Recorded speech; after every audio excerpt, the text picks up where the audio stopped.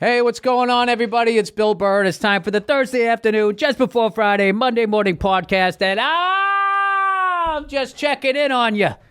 Checking in to see how your week is going, because I'm that kind of person, a big Hollywood phony. Because I don't give a fuck, really, I hope you're having a good time. I just hope you're healthy enough to make it to my shows in Reno and San Jose this weekend. There you go. That's the honest thing. And speaking of honesty, I have an amazing guest here this week for the Thursday afternoon, just before Friday, Monday morning podcast, who I got to know through this guy that I forget his name, but he had a sweater draped over his shoulders, like the coming of age dick in the 80s movies, who let us know about this amazing young director, writer, and all of that. We have the wonderful Tyler Falbo. Welcome. Thank you. Who was on the podcast. We did a show called Immoral Compass, which is going to be debuting November 3rd? 5th on Roku. Roku, yes. You got to get this. I'm telling you, this kid is a beast. He's soft-spoken. He's humble. This is his second podcast ever. He's going to be, I don't know what I'm doing here. You know what you're doing. Tyler. So great. I mean, how long have we been? We pitched the show. We got it on Quibi. Oh, God. Yeah, we pitched it like 2019. Yes. Got it. Quibi wanted it. And then... Pre-pandemic, we pitched this thing. Yeah. And then we were supposed to shoot it in March of 2020. Mm-hmm. And then pandemic. That's right. Yep. And then that happened. And then the pandemic happened. And then that... And then Quibi came out. After the pandemic Great timing. Yes, and it did poorly. And then they luckily said, okay, we'll go shoot your show in September. And we did. And then in October, Quibi said, well, we're shutting down. Yeah, and then it ended. And then it just didn't get going. And you know what's funny was a lot of places, I think, during the pandemic, like streaming and everything, because people were just home, they were binge watching stuff, and I just think for some reason they were the new kids on the block. I think they needed people to be out to see the billboards. I don't know, not like you can't advertise. I don't know what happened. So the friggin' show goes away. I was devastated because I actually I have a little part on this thing, playing sort of a guy who peaked in the early 90s, which if you really take in the details of how the wardrobe and hair and makeup, how they just absolutely crushed it. I basically I would like a wraparound thing. And to describe what the show is, it's basically Tyler makes these really short, dark, major left turn short films that all have like a theme, like jealousy, envy, empathy, or something, whatever. And it's all built around, I just love about each one of them. It's like there comes that everybody's sort of normal when they start, and there's either an event or a decision.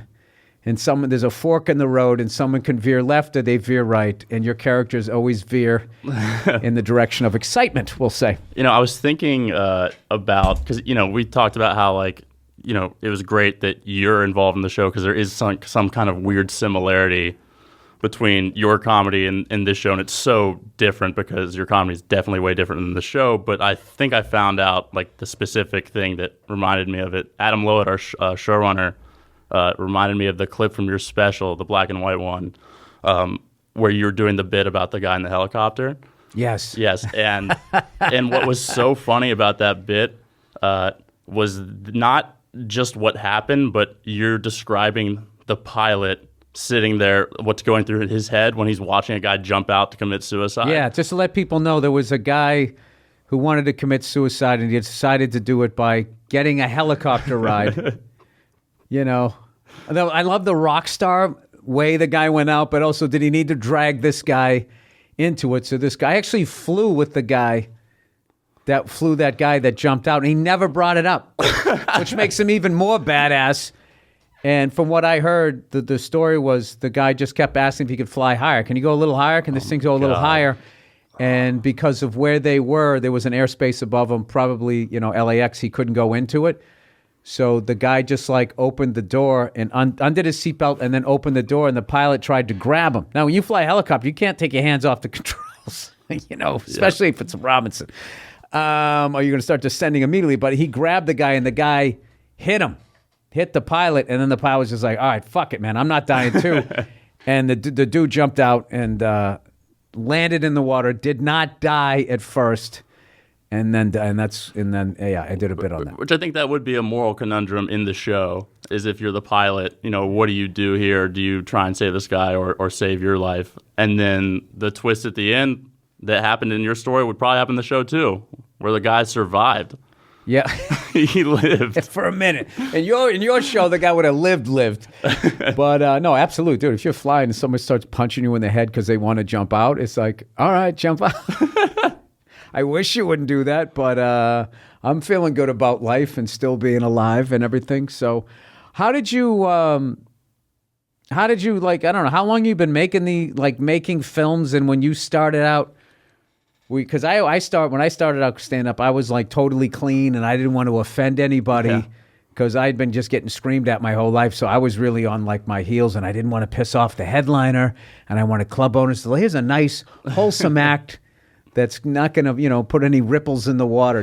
Were you right from the gate? Were you the sort of dark or no? I mean, I bet you could guess this, but I came from like a religious background, like in Florida, like very opposite of what this is. Oh, no. But yeah, I know. I'm from Jacksonville, Florida. Have they seen your films? Yeah, and I think I kind of like, like when my grandmother would watch my shorts, like when it hit the punchline, she would just kind of like shake her head and look down. I feel like that's what inspired me. That was your litmus test. Like, all right, I'm on to something. Yeah, exactly. This is funny. And yeah, in high school, I always wanted to make like serious movies. Like growing up, I just loved like the Coen brothers, and they make some comedy, a bunch of comedies too, and like right. Paul Thomas Anderson movies. And I always wanted to make like that kind of stuff. But whenever I was coming up with ideas, I would always like figure out some weird fucked up direction it would go in, and it would not be what I wanted to do, but it just naturally always happened that way. And I just was like, oh, I should lean into this. This is better than what I was going to make anyway. But what I liked is I couldn't guess the ending. It was always just like somebody did something, and or you know what? You put yourself in the place of the character a lot, where you're just going like, all right, what would I if I just did that? Would I fess up to it? Would I try to get out of it? And I can't stress enough. I just hope people are going to flock to this thing, because the casting that we got on this, you have one where I think these two guys should do a movie, just the way they look together on screen. We have one of the short films that stars Vince Vaughn and Bobby Lee, and just seeing the two of them together. They're both like genius comedic actors. Yeah. And one guy's, what's Vince, 6'5"? He's 6'5". He's like your height. And then Bobby's like 6 or 7? I hope 5'2". No, he's got to be tall. No, but I mean, for me, that was like, that's part of the this. I don't want to give anything away, but it is important that they were these size differences, and that was just like unbelievable that they were both willing to do that one. I had no idea I was going to get those guys, like those like heavyweights. Yeah, I mean, well, you know what it is? There's so much, there's a lot of material out there, but I just don't think there's really great material. And what sold it was what you wrote, and then you had those other ones, the guy helping his girlfriend move in, and all the stuff that happens in that one. This is going to be such a difficult show to talk about, because those are all the surprises. I don't want to give it away, but like Al Madrigal's in one, Marilyn Rice Cub's in another. I host them. Sort of the what were they calling me? The in the interview, the Downer Rod Sterling. Downer Rod Sterling. Yeah. I'll take that. Which I love that. Because that is the kind of thing we were going for, is that like someone to bring the whole show together. I mean, it gets a little more involved as we go on, but yeah, like your character's point of view really drives everything in the show. Well, if we were lucky enough to get another season of this, I have more ideas of where I want to take that guy. Well, I have a couple ideas too, because it's like that guy, we could go further with him, or it's like, what if you're another guy? Like just complete, like we go in a different direction. You do that same, it's the same purpose, but like you're not Rick anymore. You're, Steven. You know what I like about that is that's like old school TV, where by the time I came around and was attempting to act, like if you did a guest star on a show, you were done. Yeah. So you had to make sure that there was a couple. I remember I booked something on JAG, and my agent was just like, it's only like 2 lines, dude, and they're not going to bring you back. So so we waited out for a better part. I never got I never got to wear the navy whites, right? So, but back in the day, like if you did a show and they liked you, you could come back a number of times. Like I've been binge watching The Untouchables, and recently passed away, the late great Ed Asner. He was incredible, and he did like 3 or 4 of those. Gavin MacLeod did a couple. Lee Marvin did 2. There was a number. You became like this guy that they just believed in, and it was just like you could be a character actor, like, and just keep doing different characters, and then somewhere along the line, I guess it became kind of funny to people as they got educated to TV, like, like, how can you keep bringing that guy back just because he's got a mustache? It's like that guy was running a car wash, last season, and this season he's shooting a machine gun. But I just think back then it wasn't. Everyone was just so psyched to have a TV, which if all of a sudden you could watch the radio. But I kind of like that idea. Did you like Once Upon a Time in Hollywood? Oh my God, are you kidding me? I mean, I love that movie. I actually own it on DVD. I don't own it. I got a screener, and I won't throw that out, even though my fucking TV doesn't recognize my DVD player. So I got to get an external one, and I just. I could talk forever about that movie. I went to Tarantino's movie theater and watched it. Oh, me too. You know what? There's a very subtle thing in that movie that you watch it like 3 times, you'll pick up on it. No one ever says hippie. It's always fucking hippie. The whole movie is fucking hippies. And I just love, like, my whole life, the Manson family was so, like, just propped up on this. Oh my God, they were so demonic and they were terrifying. Like, oh my God, like who are, I know what they did was terrifying. And he reduced them to just a bunch of lazy fucking white kids who didn't want to get jobs, who actually were fans of movies and TV because, they geek out when they meet Leonardo's character in the end. And he just reduced them to what they were, a bunch of dumb jerk-offs that did horrible fucking things to a wonderful industry that makes all this entertainment, for people to watch. And the cars in it, oh my God. Yeah. I think that was Leonardo's best performance. That little stammer that he had and how he just hated himself. Like he did that. You could just see like how that probably drove him. He probably got made fun of as a kid. He hated himself. That's the best part in the movie to me. I mean, other than the ending, but his little arc of like not being able to get his lines right and then coming back in this triumphant thing of him just doing the performance right. But that was the whole reason I brought it up was that that movie kind of gave, I'm way younger and I've seen old reruns of stuff, but like the whole world of guest spots on classic TV shows, and they wanted to put him in the huge mustache and the beard. They didn't want him to look like, Rick Dalton, who was famous from the other show. They don't, the director's like, I don't want them to see you. Right. So they put him in all this makeup and stuff, which is kind of what we kind of wanted to do with you. Yeah. Yeah. I had a great time. Really great time doing that. And I'm really early on with like acting, learning how to do it. So each time I just approaching it like comedy. Each time I try to get a little bit better. Sometimes I try something and it doesn't work. People make fun of me on the internet. I don't give a shit because it's just like, okay, so I bombed, that part of it bombed. But, you just got to kind of keep moving forward. Oh, dude, that thing where Leonardo, when he's not in it, when they're doing that take and he's trying to make those looks and stuff, like, and it's just like, I watched that, and as much as I wanted to laugh, it actually was really embarrassing because I was like, I've done that. They didn't use the take, I hope, but like, you just get into that thing of like, I'm not in this. Do something interesting, and you make like some weird face or anything. Just the way that whole thing was played, and I still to this day, anytime I get on the 101 and that exit, every time I think of Brad Pitt driving that white Cadillac down, yes. Every single time. And so anyway, Roku, November 5th is this show. I'm just going to keep saying that. Speaking of your look, I never told you this. Like a couple weeks ago, we had a little like meeting about the press stuff, and the people that were doing the poster, they were doing like the Photoshop on the like key art and stuff. They were like, so like, do you know like, like Bill's hair, like, I don't know if it's a decision, but like, it doesn't look that good. Like it looks like bad hair plugs.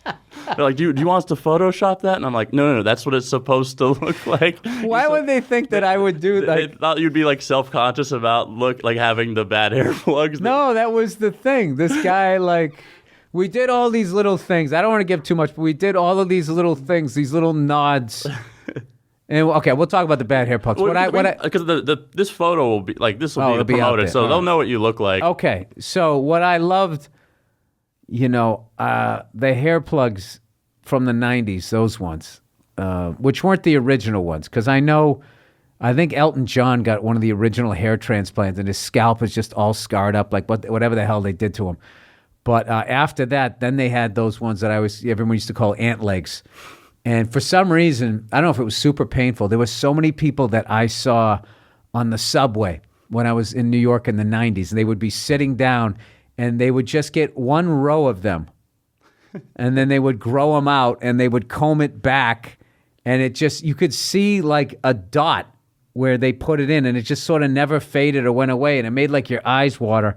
So, I feel like when you see those things, which I actually feel like they went away like the tramp stamp. Now that you can get rid of a tattoo, like you never see a tramp stamp. Plus the women who got them are, of a certain age, so maybe they don't show them off. But I feel like all of those things went away. But like this guy with like, those hair plugs, the tribal tattoo. In hair plugs, right? They look like that. That's what people were worried that we did on accident. It's like, no, people looked like that. Yeah, no, they had that, and then a lot of guys had that tribal tattoo. That was a big white guy thing to get, like he was somehow connected to, some New Zealand, whatever that sick song is that they sing. You ever see that thing before they play rugby? Oh, yeah, where they do the dance, too. Whatever the hell that thing is. That's just like, all right, we're not winning this game. I can't tell if I would This game is over. Like, my first instinct would be to laugh at it, but if I was standing there in front of those guys, I'd be terrified, I think. Oh, no, I would not be laughing. Those guys are like, yeah, that's beyond breaking. Those guys would break your femur. Like whatever the biggest bone, like those guys just trying to tackle them. It's just like a bunch of fucking Lawrence Taylors and Earl Campbells, like totally amped up. And it's like regular season games too. So anyway, do you, as just to, out of curiosity for like, if this thing gets picked up, which I don't know why it wouldn't do. I mean, it really is. It's one of the most proud thing that I've been a part of that we've produced here. As far as like the TV shows, you guys were really instrumental in this ATC. Like that was huge. Getting all the people involved, and that entire process was crucial. Now, what did we do? We just we pitched the show. You made it, but I appreciate that. But if you do like a season 2, do you have like ideas and all of that stuff? I've got a couple, and there's a couple from season 1 that like we couldn't do for budget reasons or whatever that maybe we can figure it out. But there's definitely some stuff there that I'm excited to jump back into. And also, we had a writer's room for the first one, so we would have another one. We had like I think about 8 like great writers that were like pitching ideas. We made this show has 20 sketches in it, and it doesn't seem like that many, but it was a nightmare to like get them all in this short time. Oh, so you got some leftover tracks. We have a little bit, yeah. We have a little bit. All right, it's Headspace, everybody. What the fuck what was that? Somebody farted over there. All right, it's Headspace, everybody. Wouldn't it be great if there were a pocket-sized guide that helped you sleep, focus, act, and be better? I'm hearing all kinds of noise. Paul, will you stop fucking drinking, you slob? Jesus Christ. Look at the guy. He looks like a fucking wide receiver. How many chains you got now? All right. Yeah, just hit mute, Paul. All right, it's Headspace, everybody. Wouldn't it be great if there were a pocket-sized guide that helped you sleep, focus, act, and be better? Well, there is. And if you have just 10 minutes, Headspace can change your life. Headspace is your daily dose of mindfulness in the form of guided meditations in an easy-to-use app. Headspace is one of the only meditation apps advancing the field of mindfulness and meditation through clinically validated research. So, whatever the situation, Headspace really can help you feel better. Overwhelmed? Headspace has a 3-minute SOS. I can't do it. The grocery store, picking up the kids. You can just sit there breathing in your SUV. Meditation for you. My heated seat is on too hot and I can't get it to go back down. Need some help falling asleep. Oh, God, she won't quit nagging me. Headspace has a wind down session their members swear by. How to tune out your wife. They got it. No, I'm kidding. And for parents, Headspace has even morning meditations you can do with your kids so you don't put them in your car and drive them into a lake. And then blame a black guy. Remember that white chick who did that? The original Karen of the 2000s. Headspace's approach to mindfulness can reduce stress, improve sleep, boost focus, and increase your overall sense of well-being. Headspace is backed by over 25 published studies. Not the ones that people are just talking shit about in the bar. These were actually published on its benefits. 600,000 five-star reviews, over 60 million downloads. 60 million Headspace fans can't be wrong. Headspace makes it easy for you to build a life-changing meditation practice with your mindfulness that works for you on your schedule, anytime, anywhere. You deserve a happier. You deserve to feel happier, and Headspace is meditation made simple. Go to headspace.com/Burr. That's headspace.com/Burr for a free 1-month trial with access to Headspace's full library of meditations for every situation. This is the best deal offered right now. Head to Headspace, man. Headspace.com/Burr today. Head, HEAD, space, SPACE.com/Burr, BURR, today. You know what would be great is there's got to be something in like the pandemic and everybody feeling like whatever side they're on, mask, getting vaxxed, no mask, not getting vaxxed, like everybody just thinks they're so fucking right. And there's really like an argument, why would you trust big pharmaceutical companies? I mean, they started basically a fucking nationwide heroin epidemic and killed a bunch of people's kids. But a lot of athletes became like heroin addicts because they were giving them basically synthetic heroin, right? And then you had, and then the other side of not listening to doctors and listening to your friends or becoming your own sort of lab technician. I'm going to go on WebMD and diagnose myself with no fucking background. So I just figured both of those are kind of wide open. I would like to come up with an idea that would make both sides angry. It's like both sides, they're watching this sketch, are like, wait, what? Like, what? Yeah, see, there you go. That's what I do. Like when I go, like last night I was making fun of the way liberals trash red states. Yeah. I was down at Largo, and I was just trashing them because I was talking about the tomahawk chop. Oh, and like, how can they do that? How can they keep doing that? It's just like, well, why would they show empathy when northern whites have not shown empathy towards southern whites since we're still not over the Civil War, right? Whether we realize it or not, and the shit that we say, like, if you're going to treat them like shit, then it just shit runs downhill. So that was sort of the bit. And but then if I go to red states, I talk about their four-wheelers and their buddy and whoever and blah blah. I've seen both sides of that from you. I'm from Jacksonville, and I went to a show like a long time ago in Jacksonville. Comedy Zone. You were at that place? Yeah, my friend was a comic. My friend Forrest did stand up all the time there basically, and Al Madrigal has some stories about that place too. But I don't want to speak too much about that. But that place was wild. You stayed. It was one of those motels, it was like the Radisson attached or Ramada Inn or I don't know what it was. Yeah, your door to your hotel room opens up to outside, which is so fucking terrifying. That is basically like, dude, you're on your own. Yeah, I never did. I did stand up twice in my life because my friends did it. It was not for me, but I was around that whole like community and the whole like. If you want to be a comic, you have to pay to go to this class at the Comedy Zone that's run by the guy that runs the Comedy Zone. It's just like a scam.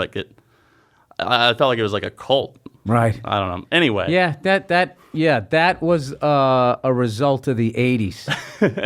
In the 80s, like all of these people came through, and as it exploded, so many people. And by so many people, I mean like half a dozen or a dozen of them. Became these big like sitcom stars, and then a lot of guys got deals, a lot of people got like it maybe got picked up and it went a few weeks, but like they looked at everybody as though they were a potential Tim Allen, Roseanne, Seinfeld, Ray Romano, all of these guys that came through and then ended up being worth hundreds of millions of dollars, and they wanted a piece of it. So they would start these things. Dude, like all of a sudden, comedy club owners, when I came in, comedy club owners wanted to start becoming managers. They wanted to manage you, and then they would sort of position you getting your spots. You know, if I sign with them, I'll get spots. Then you had to play the game of like, yeah, like, you know who I want to guide my career? A club owner. Because who knows more about putting together a sitcom deal than a club owner, right? And it was just like, and I saw people like get involved in like those relationships, and then like the most awkward part was when they started getting heat and the club owner started fucking up because they didn't know what they were doing, and they're learning with your career by making mistakes. When they had to walk away, it was always fuck that guy or fuck that woman, she's never working at this club again. That happened a lot when I was coming up. Yeah. Yeah, no, it seems like a weird pyramid scheme like thing that is now whatever. The point it's is sort of normal. It's kind of what happens anytime there's money involved.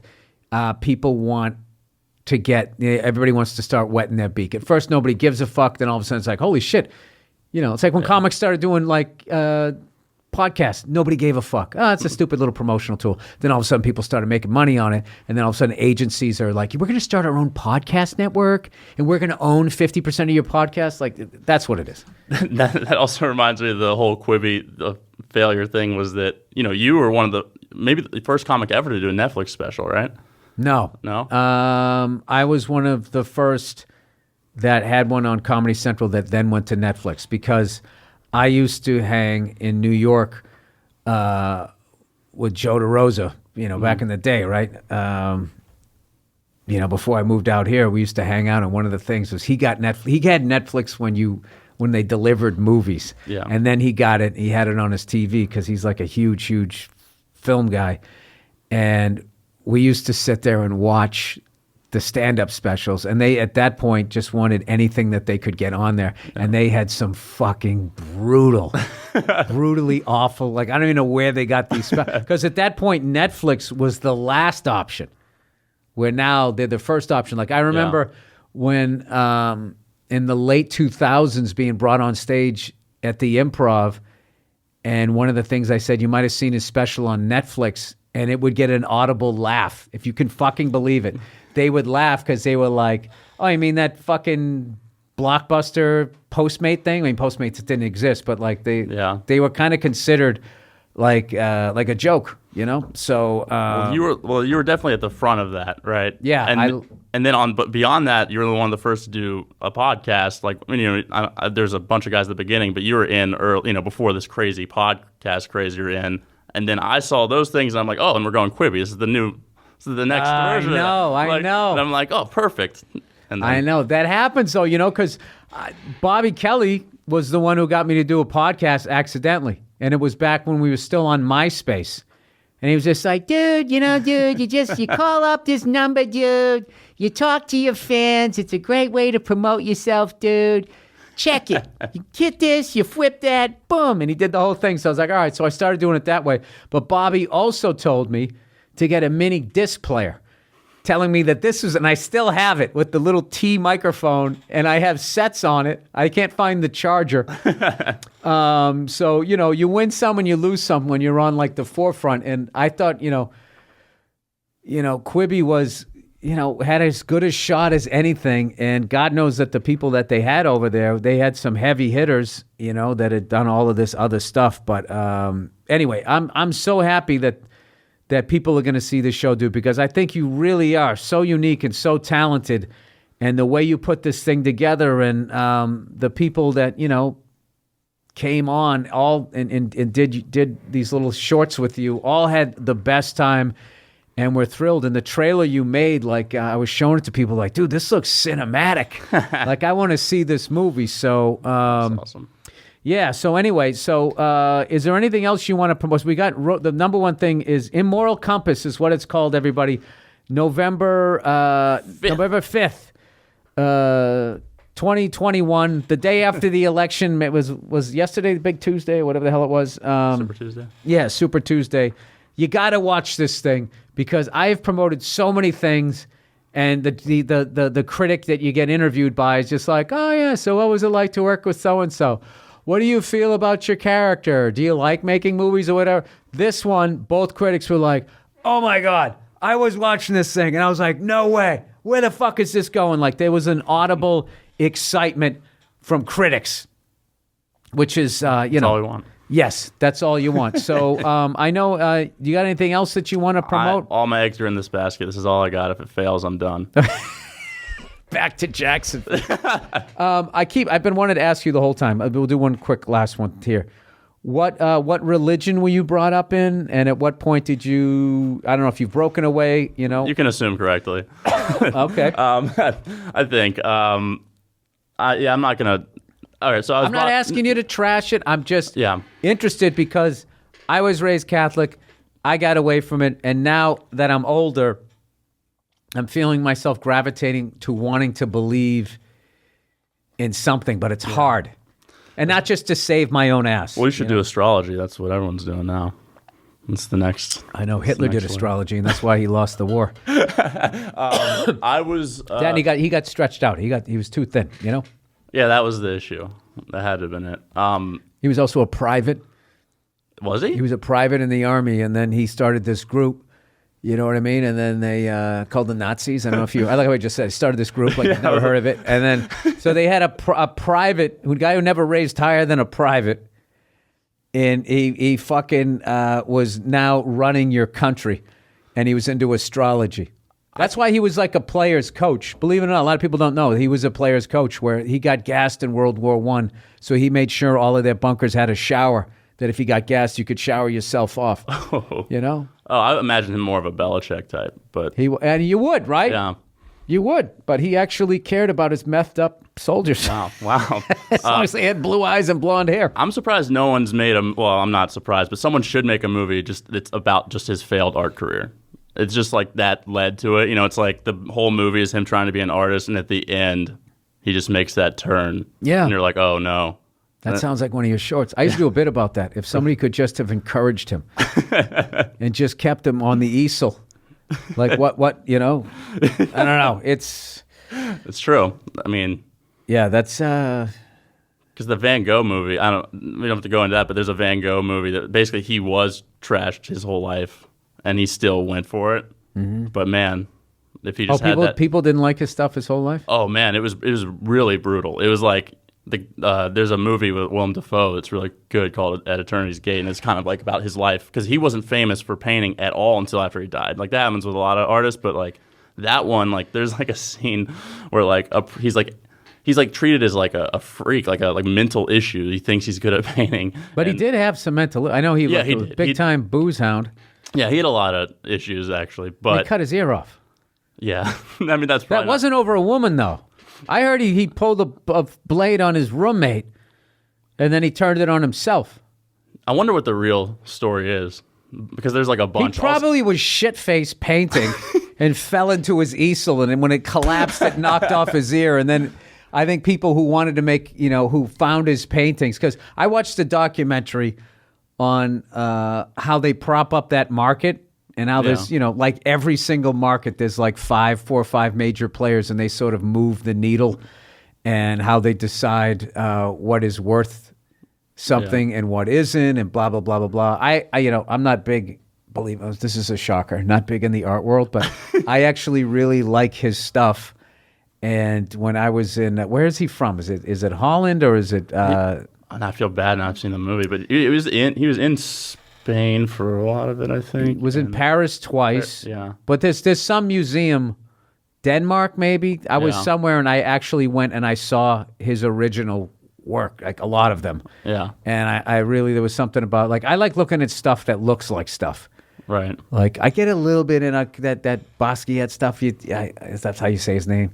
I look at it and I kind of get it. It's like cool or whatever, but I don't know. When it just starts being like, it looks like a 5-year-old just did it. It's like, all right, am I supposed to? Yeah, that's an entire road to go down. But anyway, the point was that We were talking about religion. Yeah, I don't so know. what religion? Okay. What religion were you brought up in? And I'm really like sidestepping this question. I was. You don't have to answer. No, I will. No, I will. I was raised really Christian, but it was non-denominational. My grandmother was one of the like Billy Graham, like went to his like Billy arena. Graham was the shit. I actually went to. I got like born again when I was like 10 years old in the Jacksonville Jaguars arena, like stadium. With Billy Graham? Yeah. Dude, that's like seeing Zeppelin. He's like the Zeppelin of preachers. I mean, that guy was just like, you saw Billy Graham live? I know. I wish I appreciated it more at the time. Yeah, went down on the field, did the whole thing. Dude, that guy was doing stadiums. I mean, I know. He's like fucking U2 of like priests. I mean, you got just as an entertainer, you know, every weekend it's like, am I going to move tickets? That guy was just like, I wonder if he had to do like an extra sermon.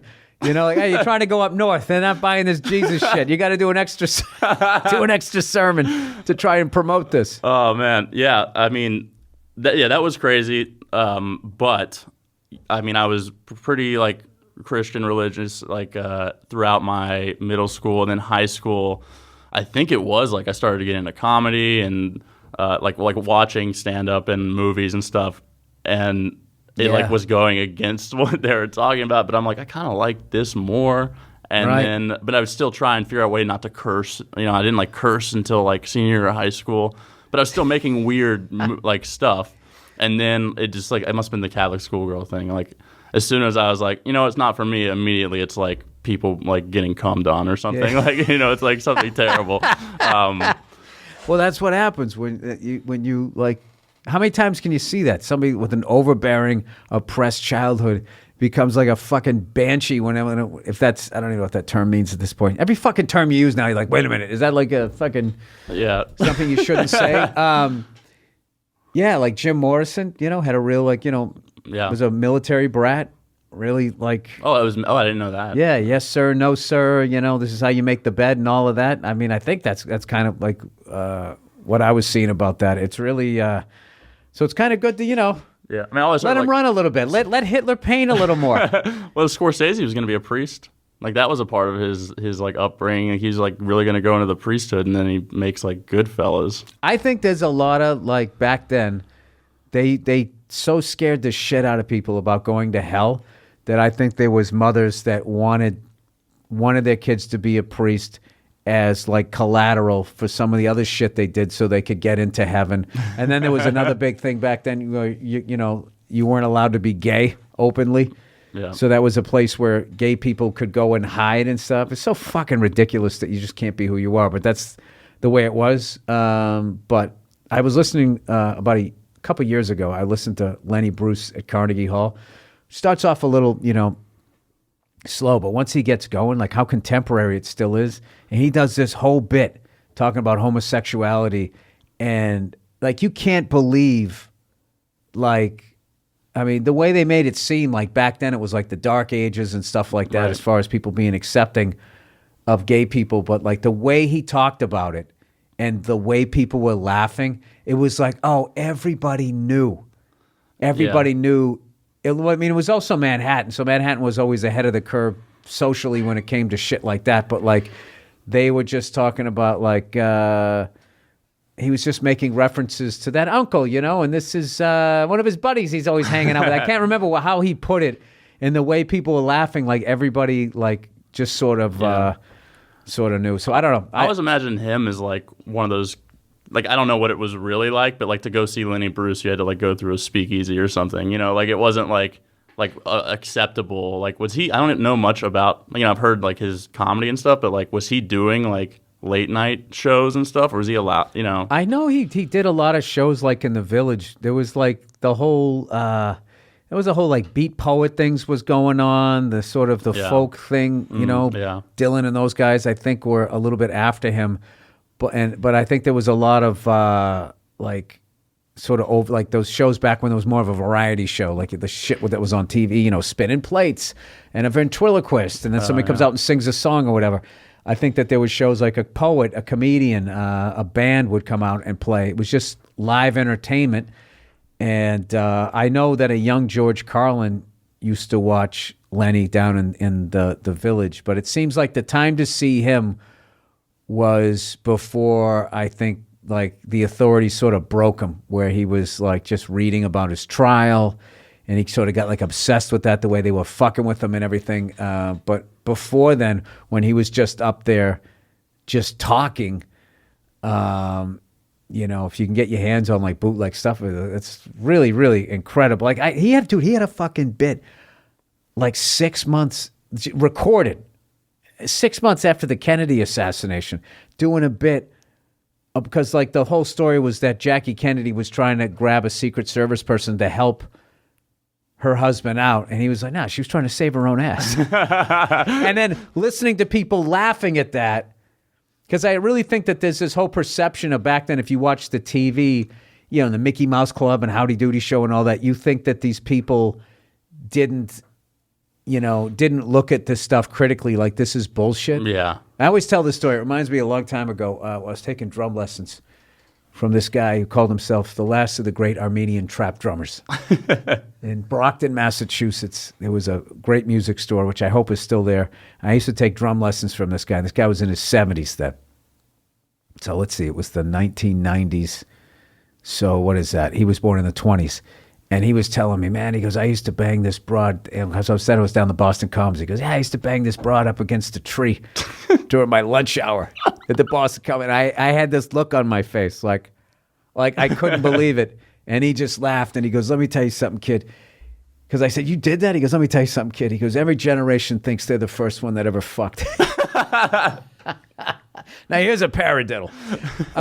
So anyway, the name of the show, we got to wrap this up here. And then before we wrap this up, once again, it's Immoral Compass, November 5th on Roku. You know, there's so much stuff out there that is forgettable. This is memorable. You're such a talented guy, man, and I'm so psyched to be in business with you, that you came over here to do something with All Things Comedy, because you really made us look good with what you made here. And for those people listening, Tyler Falbo is his name. We got the BetMGM picks of the week for you football fans coming up next. What's up, everybody? We are back for the NFL Week number 8 preview, brought to you by BetMGM. We'll be using the greatest lines out there, the BetMGM lines, to make all of our picks, and we'll have special offers for our listeners each week. If you haven't signed up for BetMGM yet, use bonus code BURR, Burr. Could not be easier. BURR. You'll get $100 free after placing your first bet. Here's how it works. You download the BetMGM app, and you sign up using bonus code Burr, BURR. Place your first dollar money line bet on any game. You'll receive $100 in free bets immediately after placing your bet, regardless of the outcome. It's that simple. Just make sure you use bonus code BURR. That's Burr, BURR, when you sign up. Now, getting into this week here, we made some people some money. On Paul, the you're Monday making Night Special. people Monday. Monday. You are making people money. I don't know how I'm going to catch up with a man who doesn't lose. I go 3-1. He goes 3-1. I go 2-2. I drop a game. Paul Verzi is on point. And last week, if you watched part of his Monday night, let the Monday Night Special, part of his bet was he made the bold, dare I say, arrogant statement that Patrick Mahomes, the great he threw it sideways, I've never seen that before, was going to throw an interception. And if we have the highlights, I was shaking my head. Paul, I thought you lost your mind. I thought you had so many fucking chains around your neck. Your head was up your ass. I didn't think it was going to happen. And what does Patrick Mahomes do? He throws a pick. And I said, Paul, if Patrick Mahomes throws an interception on Monday Night Football, on one of the biggest stages in regular season, I would sing you, I said Connie Francis, it's actually Brenda Lee, I would sing you I'm Sorry. And Paul, I am a man of my word. So here we go. I'm going to sing this now. We don't have the music, so I'm just going to sing it. I'm sorry, so sorry, that I was such a fool. I didn't know Monday Night Football could be so cruel. Oh, Paul Verzi, you tell me mistakes are part of being young. I had to sing that line. That line's just funny. Paul, I am sorry. I mean, Paul, dude. like, you started hot. I thought you were going to cool off the end of September. It didn't happen. I'm like, Paul's, he's going to pull a hammy, mid-October. Didn't happen. We are now into November, Paul. The holiday season has begun. And this is just like, at some point, you just have to admit Paul Verzi's a good team. After all of these years of dwelling in the cellar of the NFC East, Paul Verzi has learned some things. Paul has taken points. Paul, he's in tune with his vibe. I don't see myself catching you, Paul. I'm not trying to jinx you here. I'm just being fucking honest. I went 2-2 last week.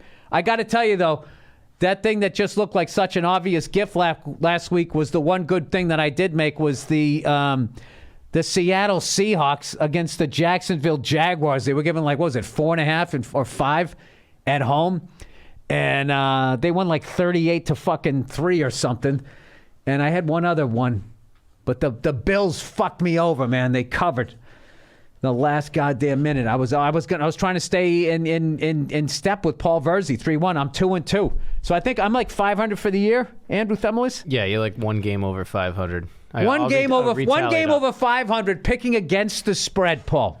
Do you see this on TV? Yeah. They just picked the money line. I have one game over 500 in November, picking against the spread, and I am still 2 games behind Paul Verzi. This is like when you win 100 games and some other fucking team wins 120. No, but that's wrong because I'm 2 games over 500. So I got to be 500. Yeah, you're 500 or 1 game below. I got to retally it up after this week. But yeah, that's.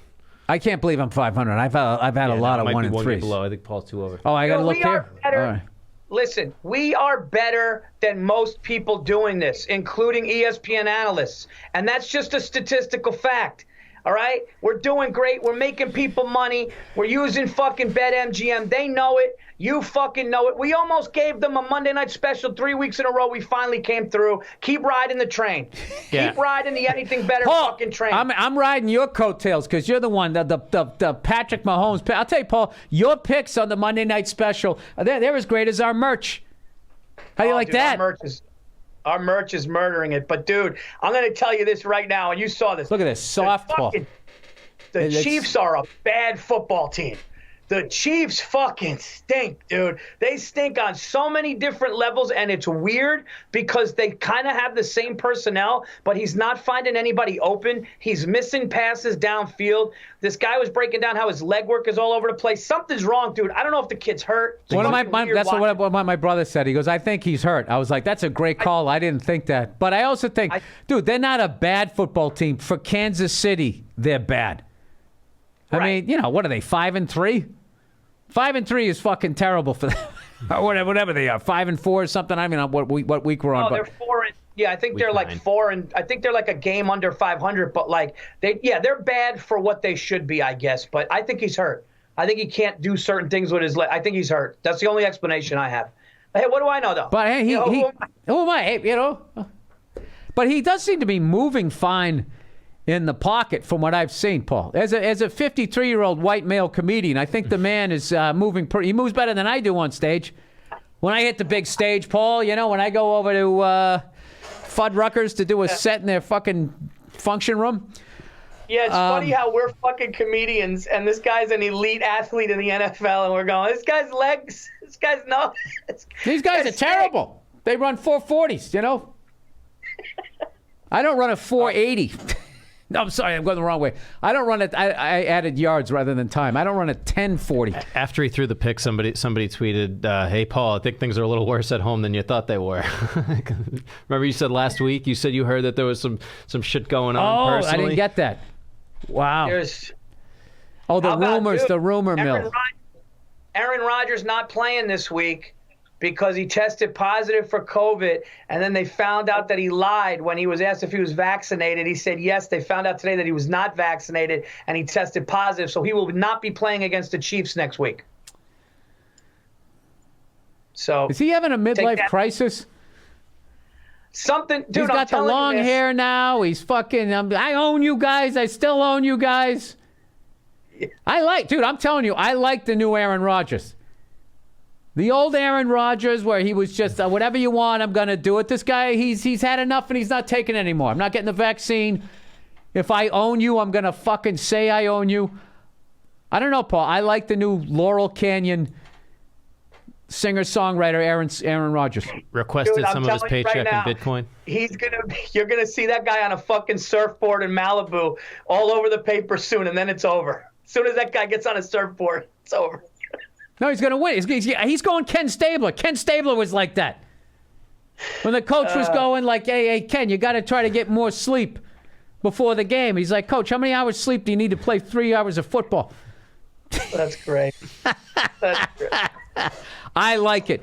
Aaron Rodgers is reminding me of quarterbacks in the 70s. Okay? I'm sick of all these fucking guys, just sitting there eating their goddamn whatever the fuck they're beet juice and all of that shit. I like it. I like a guy that goes a little rogue. I want to see a quarterback that has a Coors Light at halftime. I want to see somebody going old school, little John Elway. Have a cigarette and a fucking, Bud Light or whatever he used to do during halftime. Who's that guy? Bobby Lane. Bobby Lane would come in, they would knock him out and be like, Jesus Christ, man, is that from last night? No, I had a couple of pops at halftime. Those are the good old days. I just saw these lines, and you, Bill, you get first pick because it's an odd week. It's week 9, so it is your, Paul, your first pick. I'm an odd guy. I am an odd guy. I am going to take the, let's see, I'm going to take the Chargers in Philadelphia, given 1.5. I think the Chargers, they're coming off a loss, Paul. The Eagles, I think they're better than people, thought they were going to be the beginning part of the year. But I just feel like this is a game that the Eagles lose and makes their fan base do something crazy. The holidays are here. Something has to happen. Somebody's going to throw a fucking turkey or do something fucking nuts that has to do with the holidays to add to the legend of the behavior of Philadelphia fans. So I like the Chargers. On the road, Paul, going in to the hostile confines, but I think Veterans Stadium was way more hostile when you were basically playing on cement. Now I think they have a nice field. That's who I like. I like the Chargers. Given 1.5, Paul. I like that pick, especially off of a loss. All right, my first pick, I'm going to go Kansas City. No, I'm sorry. I'm going to go Cincinnati Bengals at home against the Browns. I think the Browns are finito. I think the Browns are done. I like that the Bengals had that game against the Jets. The Bengals. The Bengals are a girl group, Paul. It's Bengals. The Bengals are like, our lips are sealed. Bengals. Bengals. That's actually the Go-Go's. The Go-Go's, sorry. So sorry to be that guy. What are the Bengals? I walk like an Egyptian. Yeah. Eternal flame. It's just another manic Monday. Whoa. Wish it was Sunday. Whoa. I fucking love that band. Don't disrespect the Bengals. This is Didn't Prince write that one? The Bengals. Yeah, Prince wrote Manic Monday. Why'd you have to take the shine off it? All right. I'm going to take Cincinnati Sunday at home, -3 against the Browns. I think Joe Burrow and them have a big bounce back week after what went on with the Jets. And that's my homecoming theory. I love there, that. smack in the face. I love that. All right, Paul, I got one for you. I'm going to bet on the Dolphins again after they lost me money last week. They got to win by more. They got to win by 7. They're giving 6.5 over Houston, who I just kept saying they can't be that fucking bad. These guys have been double-digit underdogs and not covering the whole season, getting smoked. And it's only 6.5. I say they don't show up again this week. They go. They're in Houston. I like that. They're in Miami. Oh, they're in Miami. They're gonna go to Miami, Paul. They're gonna go do some blow. They're gonna bang some broads down the fucking thing. They ain't gonna. They're not covering. They're not covering. They're not covering, Paul. I'm taking the Dolphins. I'm taking the Dolphins. They're mammals, Paul. They always say, don't say squish the fish. All right? Laces out. Laces out. I'm taking the Dolphins. Minus 6.5 over Houston. It's just another manic Monday. Whoa. Okay. Who do you got? I'm going my second pick. The first time I've taken this team all year. I don't like this bet, gentlemen. I fucking love this bet. Okay? Oh, okay. I'm taking the New England Patriots for the first time. You motherfucker! I was going to take them. God damn you.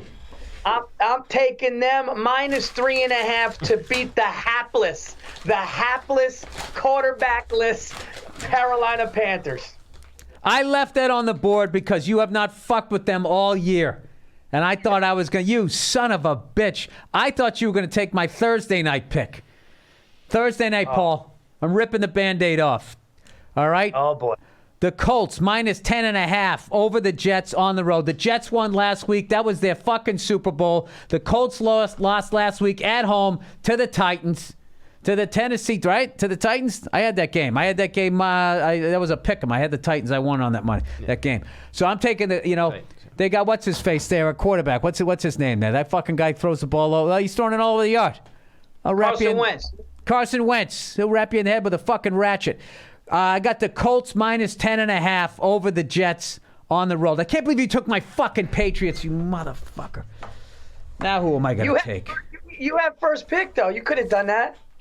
Well, Paul, right. I thought you were going to be all over the Chargers. You like, dude, I thought that you were on the Chargers fucking train, and that turned out to be a one-night stand. You watched one game against the Chargers, and you were like, holy shit, this fucking guy, I can't remember anybody's name this week, their quarterback there, Chris Henchey. What the fuck's his name? Justin Herbert. Justin Herbert. You were just like, this kid can fucking play. So I was like, I got to get my Chargers thing in quick because they're only up. All right, so I got to pick my last one.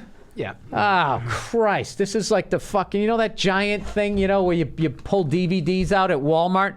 This is my last. No, you just picked Colts. Well, you can look it up. But yeah, Paul, it's your turn. Oh, you bastard! All right. Guys, I'm going with Monday Night Football. Just another man. I'm taking the Pittsburgh Steelers, who are flying right now, 3 in a row, playing a Bears team that's up and down at home in Pittsburgh. Monday Night Football, 6.5. Tomlin's got the ship righted. Let's go Steelers. And they've been winning for me the last 3 times I picked them. That's why I hated that game. I hate the Bears. You don't know who you're going to get. Yeah. I'm just stalling here, Paul. All these games look fucking terrible. Jacksonville versus the Bills. The Bills are going down Andrew, there. I have 3, right? 3. Am I really going to take the Bills, given 14.5? All I got is favorites here. What the fuck? I hate that. I hate having a week like that. I want to take the Titans against the Rams, but Henry's out. I don't like that. I don't like that at all. Who gives a shit, Paul? I'm not catching you this year. Fuck it. I got to make a bold move here. I'm taking the Buffalo Bills to cover 14.5. Oh, shit. Against the Jacksonville Jaguars. They're losing by like 30 every week. You know what I mean? They got that guy there. What was that fucking toy where the girls would just brush the hair? Like that was the whole toy? Barbie? Oh, yeah. Not Barbie. It was like a troll doll or something like that. The guy with the troll doll hair who's got, he's got the guy going to Hooters. Getting hammered. He's got all that money falling out of his pocket, and all these whores start backing their ass up onto him. And then it's his. That guy, I thought he was a victim in that one.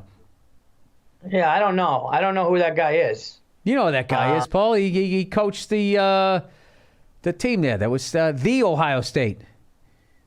Oh, yeah. I can never remember his name. Was it Jim Tressel? No. Who was the coach of Ohio State? Oh, Urban Meyer. Is Urban Meyer still the coach of Jacksonville? Yeah. He's literally, I love how he went down there and then became a Florida man. A Florida man was seen hammered in a sports bar. My last pick here. I don't know why this is the most confusing line we've had all year. Why the fuck? Am I missing something? Are the San Francisco 49ers -1 against the Cardinals? That have only lost 1 game. And Kyler Murray is not hurt. I don't know what's going on. I know J.J. Watt is hurt. But you know what? I don't know why I didn't see that game. Yeah, they're gonna go Arizona. Weird, that's really a weird. I know it's weird. I know that's when it's like, if they were like 3-point favorites, you'd kind of be like, okay, all right. I'm not fucking with the Packers and Chiefs. I'm just losing. Because, I can't believe you took the Pats, you motherfucker. Oh, that's gonna kill me to watch them win easily. I'm gonna take the San Francisco 49ers to win that game. I don't know why. I'm going to take the 49ers -1. It's basically a pick 'em in San Francisco. I don't know. I just feel maybe San Francisco's starting to play better. Maybe the Cardinals, after their first loss, who knows? Let's go. Let's roll the fucking dice. Okay. I don't know. I'm not going to say that was fucked up because I don't feel like singing Peggy Lee 2 weeks in a row, but I didn't see that one coming. I'd almost be, you know what? Can I switch my Bills bet and I'll take just so we can do a head-to-head? I'll take Arizona. I'll take the Bills out. I'll take Arizona. You're crushing me on head-to-heads. Damn it. Paul, you do, Paul. I mean, the moves you're making here, Paul, this year. Well, we got to do a Monday night special. Yeah, Monday night special. Oh, let the Monday night special. It should be said that 2,800 people took that bet last week. 2,800. That means people who just bet with MGM saw your faces on the main page and said, I like these guys. Making America money. And listeners. 2,800 people. That's fucking awesome. And now we got Chicago, Pittsburgh. And it's Chicago, Pittsburgh, Paul. I don't know shit about these teams. And you got the hot hand, Paul, you know? And I'm that franchise player, Paul, that knows if they're not going down, I'm passing the ball. What do you got here? You're loving Pittsburgh, the money line, right? I love Pittsburgh, the money line. So let's do definitely Pittsburgh. What about Najee Harris? Their star new running back, Najee Harris, going in for a rushing touchdown. And when is Ben Roethlisberger not going to throw a touchdown? You don't have to take Monday Night Football. Yeah. 2. He might throw 2. What do you think, Paul? I don't like that. That's 21 points right there. Yeah.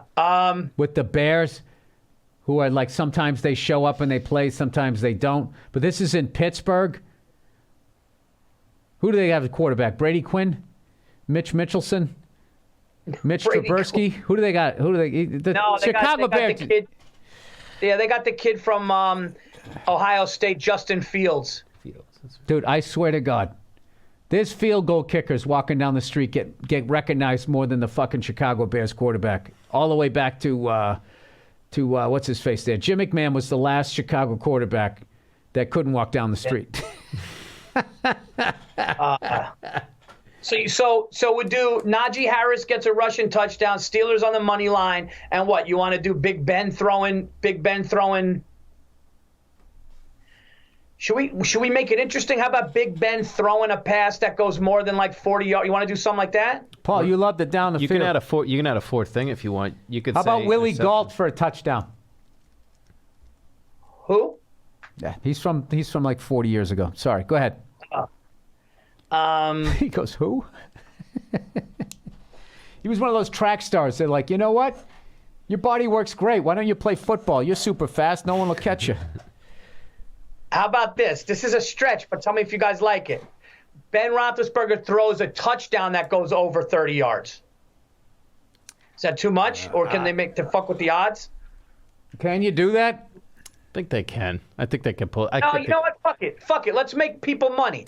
Roethlisberger throws a touchdown. Najee Harris gets a rushing touchdown, and the Steelers with the money line. Yeah, I don't want to do like those yards like that. Big Ben is always like, he's like half bionic at this point. At this point in every season. You can add a fourth bet if you want. Maybe you think Pittsburgh's going to get an interception. You want to do something like that? A fumble recovery. Oof. 4. That's getting paid, Paul. One. The Steelers get a fumble recovery? That's a ballsy one. You want to do that? People make big money, though. Those are. Yeah, the Pittsburgh Steelers. That's what they do.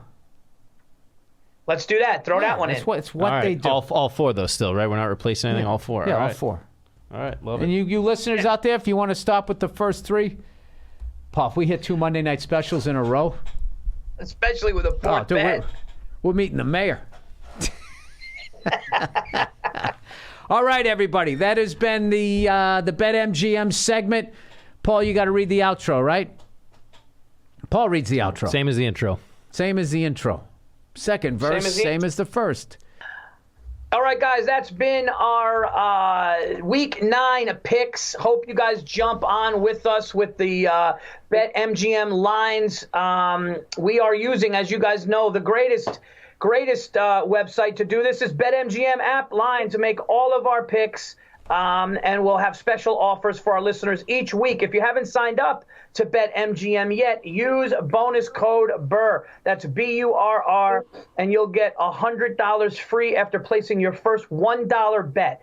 Okay, here's how it works. You download the BetMGM app and sign up using bonus code BURR. That's BURR. Place your first $1 moneyline bet, any NFL game. You'll receive $100 in free bets immediately after placing your bet, regardless of the outcome.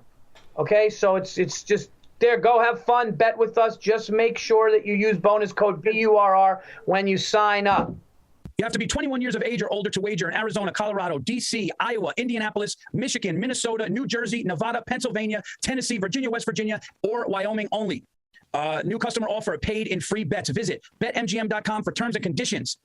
Excludes Michigan disassociated persons. Please gamble responsibly. Gambling problem? Call 1-800-NEXT-STEP for Arizona. 800-522-4700 for Colorado, D.C., Nevada, Wyoming, and Virginia. 800-270-7117 for confidential help, Michigan. 1-800-GAMBLER, Indianapolis, New Jersey, Pennsylvania, West Virginia. 1-800-BETS-OFF for Iowa. Call or text the Tennessee Red Line. 800-889-9789 for Tennessee, or call 888-777-9696 for Minnesota. Sports betting is void in Georgia, Hawaii, Ohio, and Utah, and other states were prohibited. Promotional offers not available in Nevada.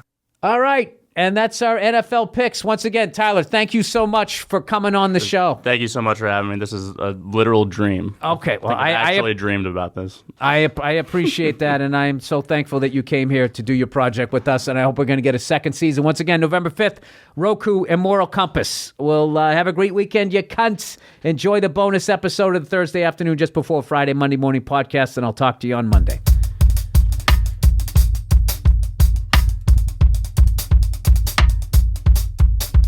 Hey, what's going on? It's Bill Burr, and it's the Monday Morning Podcast for Monday, November 4th, 2013. How you doing? How are you? How's it going? Fucking Redface is in a good mood this week. Huh? You know why? Because it's hockey season. No, I'm fucking with you. You know what it is? The Boston Red Sox. 2013 World Series champions. And I was there to see it. Not in person. I watched it on TV. And I got to tell you, all the emotions I had from jumping on the bandwagon from game one of the American League Divisional Series. You know what I realized through watching all that playoff baseball? I fucking love hockey. Hockey is I'm not even going to say how great the fucking game is because I don't want you guys to watch it because that'll ruin it. And then somehow hockey players will be wearing pink in October. All right? By the way, I'm loving all those stories that are coming out about how little money actually goes to breast cancer research. Not because I'm pro-breast cancer for you knee-jerk fucking cunts out there. It's just because from day one, if you couldn't see the money-making scam that was, and then also on the other side to try and get more female fans. Okay, if you can't do the fucking math on that, you know how the rest of it goes. So anyways, yeah, the Red Sox won it, man. It's fantastic. Hey, Seattle, this is how the song's supposed to go. We are the champions, my friends. I love it. You know what the best part about the fucking Red Sox winning was Paul Verzi immediately sent me a text, and he said, congrats, and I knew he didn't mean it. And it took about 4 or 5. You know what it was? It was the Red Sox parade. Something happened, and now Paul Verzi, all right, a New York Yankee fan, is now telling me how arrogant Boston sports fans are. I mean, I'll listen to that to anybody else in any other fucking city, but to hear that from a fucking Yankee fan, are you kidding me? And then he starts bringing up steroids. A fucking Yankee fan bringing up steroids. You know, well, he won in 04, Manny Ramirez. He was your MVP with fucking steroid. Really? You ever think maybe Manny had to do steroids because he was facing a roided-up Roger Clemens, a roided-up Andy Pettit? Let's go around your infield. Roided-up Jason Giambi, roided-up fucking A-Rod. Oh, now we're out to the outfield. Roided-up Gary Sheffield. The fucking Yankees from the late 90s right through the 2000s were a fucking steroid factory. Yeah, and a $215 fucking million team. Jesus Christ. But I don't begrudge them. I don't begrudge them any of their fucking titles. It was the steroid era. Okay? You knew what era it was. If you weren't doing steroids, that's on you. You know? It's like you're in the music business and it's the late 70s. You don't want to play disco. Well, have a nice fucking time playing in front of 8 people with your Gregorian chant or whatever the fuck it is you want to do. It was the steroid era. I'll tell you right now, we're all going to fucking be on them. They're gradually going to become legal. And all of this shit that everybody's talking about. Come on, look at these fucking guys. You know? I love all these guys, how they get hurt later on in their careers and then they go to Germany. And I don't know what they're doing over in Germany, but God knows those fucking maniacs love experimenting on human beings. These people are coming back, the Peyton Mannings, the fucking Kobe. Kobe's going to come back made out of titanium, and they're going to give all the credit to the drive, the determination, the competitiveness this guy has to return from such an injury. I'm telling you right now, if you want to rewind the clock and come back like fucking Lee Majors in the $6 Million Man, you go to fucking Germany. I don't know what the fuck they're doing over there. I had a buddy of mine recently was talking about that. They take blood out of you and they fucking spin it around in this fucking centrifuge. Oh, is that what they're doing? Give me a fucking break. My fucking leg is killing me because I ran like 2 feet down the street the other day at 45 years of age. These guys can play tackle football until 40. I know I'm not a professional athlete, but I am a human being. All right? I'm not going to name any fucking names, but there's a lot of people. Dude, when I was a kid, 35 was the breaking point. And when you were 37, you were fucking ancient. People weren't even play. Chess players could continue on at 37. Golfers. But that was it. You were fucking dust. It was over. These fucking guys, you know, they'll blow out their knee at 41, 42 and come back a year later and have a career fucking year. What did it take us? Like what? A couple 100,000 years to walk upright? All of a sudden the knee has evolved that far in fucking 15 years? I don't know what I'm talking about, but I'm just saying. All right? Oh my God. Dude, Verzi, I've never seen him whine. He's so fucking pissed that they're calling Boston Titletown. I mean, what else are you going to call Boston? 3 Super Bowls, 3 World Series, an NBA title. Got fucked out of another one with those corrupt refs. But whatever. We'll give it to them. Yeah, whatever. Game 7. Call 35 fouls on us and 16 on the other team. That's fine. That's good. Let's watch them win it from the line. And a Stanley Cup championship. They've won 8 fucking titles in 10 years with only 4 teams. The entire state of New York at this point, there's 10 fucking teams? New York City next year when the Islanders move there, they're going to have 2 hockey teams, 2 basketball teams, 2 football teams, 2 baseball teams, and they've never had a 10-year run like this. The fucking Green Bay Packers, if Green Bay, Wisconsin can be considered Titletown in the 60s with 1 fucking team, you know? Yeah, I'd say we earn it. I'm not saying that throughout all of sports history, Boston is Titletown, but right now, the last 10 fucking years, be honest with yourself. Get past your hatred of fucking Boston. Just look at it on paper. Who would you rather be? You? And the success your team had? Or what happened in Boston? I had nothing to do with it. I'm not being arrogant. I'm just stating the fucking facts. All right? And the fact is, I was watching Game 6. And at one point, you know, they're changing out goddamn pitchers. And it's taken for fucking ever. And I click over to watch a little bit of the Bruins-Penguins game. And it was right when they had a fight right off the face-off in the 3rd period. I forget the guy in the Penguins' name. name of the guy in the Penguins, but he's fucking hilarious. He's in the middle of the fight, and he's sitting there smiling, looking in the other direction, staying out of the way of the Bruins guys' rights. You know, you can tell there's a lot of new Bruins this year, and I've been watching baseball, so I got to get caught up. And it was just instantly. The fight was over, and then we watched like 2 minutes of the game, and I'm going to say it. That game was more exciting than Game 6 of the World Series. Maybe it's just me, how I'm wired. Hockey, I watched the replay of the Bruins. I taped a bunch of Bruins games, and I'm getting caught up. I watched the Bruins-Islanders game, and that was a ridiculously fucking exciting game. Jesus Christ, Thomas Vanek, does that guy fucking own the Bruins or what? He's killing us. I'm going to try to make it out, by the way, to an Islanders game before they close that place down. I'd like to do that and also go to a 49ers game. I've been to both places, but it is the last year. I haven't been to Nassau Coliseum. I think I went there in 88 or 89.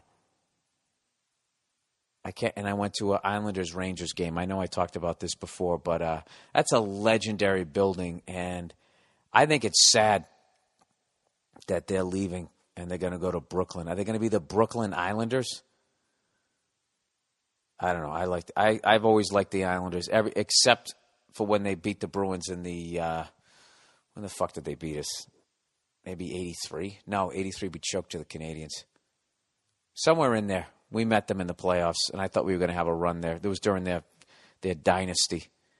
By the way, I saw some fucking moron Red Sox fan. It said 2004, 2007, 2013, Red Sox dynasty.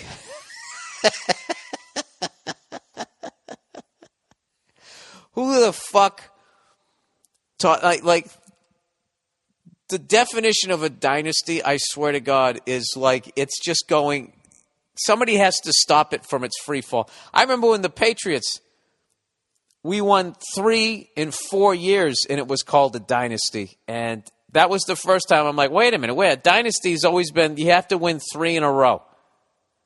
2 in a row is a repeat, 3 is a dynasty, and then like however long you can make that go.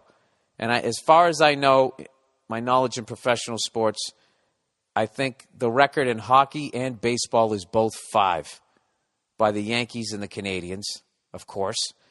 And then in basketball, it's the Celtics with 9, which, I mean, I don't know. I mean, it's like literally the beginning of the NBA. I look at a lot of that shit. You know, those championships you win in the 23 Skidoo years when the fucking league is just getting started. You know, like the league is so new that if you just walked in with a microphone and a PA system, you would be the team's fucking announcer during the game. You know, those old guys, 80-year-old guys, when they talk about, you know, how did you get your start? You know, announcing for the Milwaukee Bucks. Well, I saw in the paper that they had a game, and I came down with a microphone. And that was about it for 50 years later. You know, like now it's just so locked down. So there is that weird thing. And it's also, that's that weird thing about sports where, like, each sport has that team that just went on that fucking run when this shit was just getting established, and they got so out in front that no one can. Oh, is that really right? I don't know. The Lakers caught the Celtics, which are catching up to them, which I think is the most impressive thing because they did it from 1970 on, which is basically the free agent era and all that. So that's the most impressive one. Canadians and Maple Leafs went blow for blow until 1967. The Celtics are a good example of it, and the Yankees to a little bit of an extent. You know, it's like they won a ton before, you know, anybody other than white guys were allowed to play. But you can't fuck with going from Ruth to Gehrig to DiMaggio to Mantle. Like, no one will ever fuck. Although the Pittsburgh Penguins, they're halfway there. I guess I wouldn't say that. Dude, they went Mario Lemieux, Jaromir Jagr, to Gino and fucking Sidney Crosby. That's pretty impressive in this day and age in a 20-year period. You know? Peyton Manning to Andrew Luck. It's just not, you know what? It's too early. It's too early to look back. I don't know what. What the fuck am I talking about? This is the Monday Morning Podcast, everybody. And what did I do this? I had a fucking great week. I'm back out on the road this week, and I'm doing a tune-up show tonight at Flappers out in Burbank. I got to make sure I give everybody their money's worth this weekend, because coming up I got arguably the biggest week of shows I've ever had. I'm at Constitution Hall in Washington, D.C., and for you comedy nerds like myself, that's where Eddie Murphy taped Delirious, and I believe Martin Lawrence also taped a special there, so I got to bring the A game for that one. And then the next night I'm at the Beacon Theater, and then the last night I'm in Upper Darby. People keep saying, stop saying it's Philly. I mean, to me, it's 15 minutes from downtown Philly. Upper Darby, whatever the fuck you want to call it. I'm at the Tower Theater. And I'll be bringing along the most bitter sports fan that I know in this moment right now, Paul Verzi. Dude, he was so fucking mad that the Red Sox won. He even brought up the Celtics, their pile-on championship, okay, in 2008, which I've always admitted to. And I felt the Kevin Garnett trade should have been investigated, considering Kevin McHale was like the fucking whatever, was running shit for the Timberwolves. Okay, and I'll listen, like, once again, I'll listen to anybody give me shit about that other than a fucking New Yorker. He's going to give me shit about buying, a New Yorker is going to give me shit about buying a fucking championship. Really? 77, 78 Oakland A's / fucking New York Yankees? The 1994 Edmonton Oilers / New York Rangers? Give me a fucking break, and then I don't even need to bring up the Yankees. 99, 2000, 2009. Get the fuck out of here. Fucking jerk off. Anyways. What am I talking about here? I had an unreal week. I got to do a little bit of advertising here. Sorry, I'm a little bit all over the place. I got some bullshit I have to do today before I run over to the club. I did a benefit last night for pit bulls down at Largo, and I got to admit I was a little fucking out of sorts. I've been in a weird mood.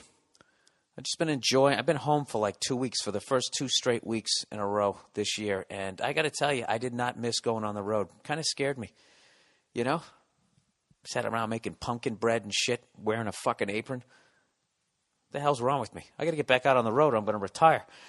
Dollar Shave Club, everybody.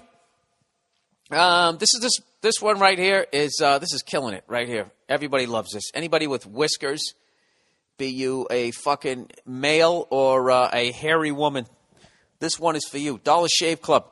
For a couple of bucks a month, dollarshaveclub.com delivers amazing quality razors right to your door. Not only does it save you a ton of cash, but it saves you from trudging to the drugstore for a pack of blades. I always get stuck behind the lady paying for all her loose change from the car ashtray. Is that me supposed to be saying that? No, I don't. I usually get stuck behind the family of 7 who want to develop pictures, get some ice cream, and also, buy some Listerine? Listerine? I don't know what the fuck it is. It's like she thinks exact change is a requirement. Anyways, but with Dollar Shave Club, for just a couple of bucks a month, amazing quality razor blades. They're delivered right to your door, people. That's right. No more wasting time and no more getting hit for $20 every time you buy razors. Everybody here is getting their Dollar Shave Club blades, and you should too. I should really look at these before they send these to me, okay? It's not everybody here. It's me. It's just me, all right? Me and my split personality. All right. Here's a genius idea. Try replacing your old shaving cream with Dr. Carver's Easy Shave Butter. Butter from dollarshaveclub.com. Trust me, your face will thank you later. I've used that stuff. It's great. Don't waste time at the drugstore behind the lady with paying in pennies. Go to dollarshaveclub.com/Burr or go to billburr.com and click on the Dollar Shave Club banner. Keep your stress level low and your bank account balance high. Shave time, shave money with dollarshaveclub.com. All right, here we go. eVoice. If you are an entrepreneur, hey, who isn't? 2 things keep you up at night: increasing revenue and controlling expenses. eVoice is a simple technology that helps you do both. How do you do that? Well, I'll tell you. Let's start with revenue. eVoice helps you make sure that everyone who calls your business is treated like gold. You get your own toll-free or local number. You can set up a dial... Jesus Christ, Bill. You can set up a dial-by-name directory or have calls instantly routed anywhere. Your cell phone, your house, your partner, or assistant, or all of the above. eVoice even transcribes your voicemails and emails them to you. So you can prioritize when and how you want to respond without interrupting your workflow. With eVoice, you can never leave money on the table. Just go to the podcast page at BillBurr.com and click on the eVoice banner or go to eVoice.com/BillBurr. eVoice also cuts your expenses by acting as your business phone system and your receptionist. This technology could save your business hundreds of thousands of dollars. eVoice starts out at only $10 per month.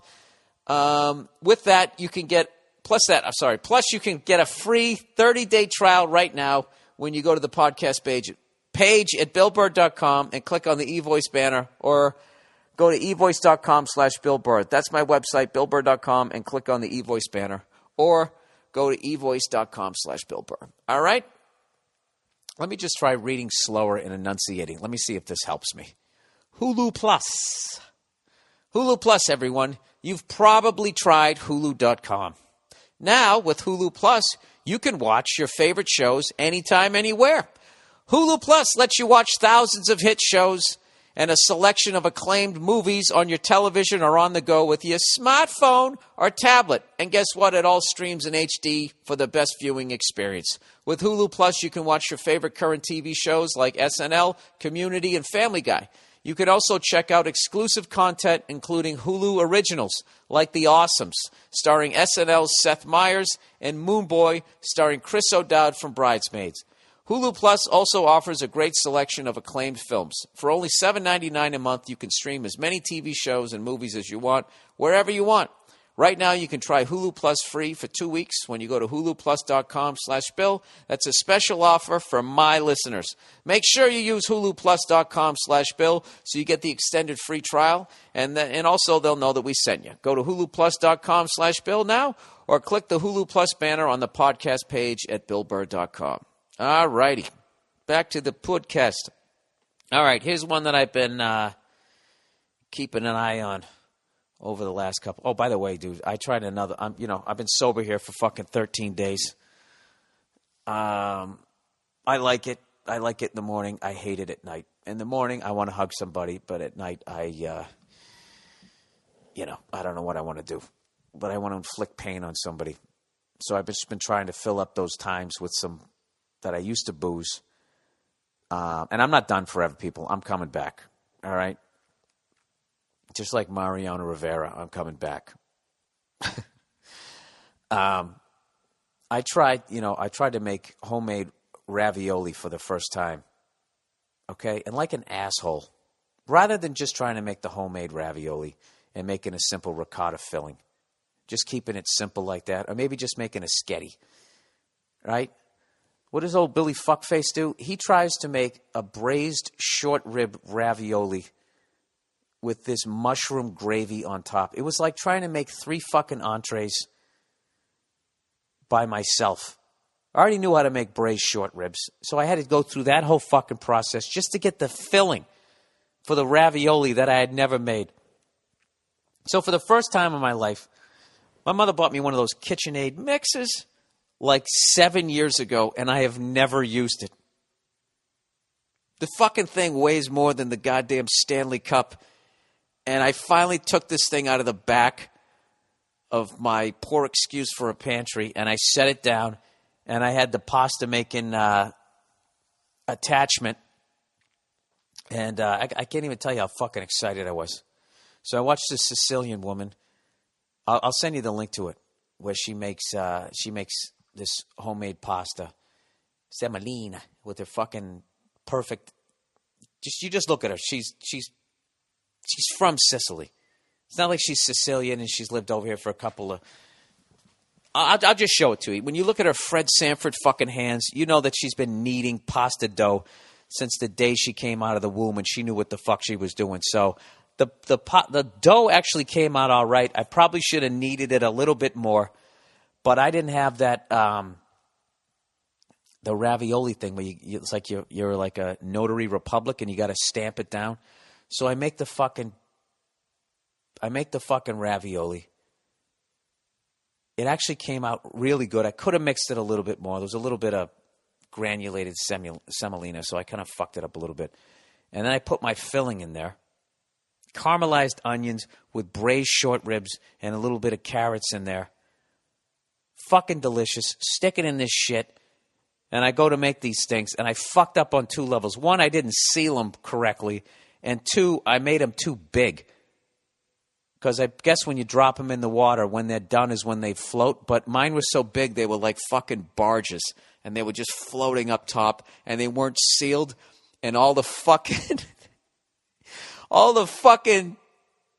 filling came out of them. In them. It was a fucking mess. It was an absolute fucking mess. And I almost started crying. It took me, like, that entire process took about 5.5 hours.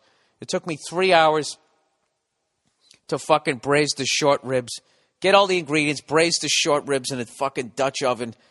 And it just, I didn't, you know what? I didn't waste a day. You learn something in your failures. I know how to caramelize onion. I know how to fucking reduce that goddamn sauce down to a fucking gravy. And the douchebag with the YouTube video, the way you edited the shit together, you made it seem like that took 5 minutes. So I should have already started sauteing my mushrooms, you cunt.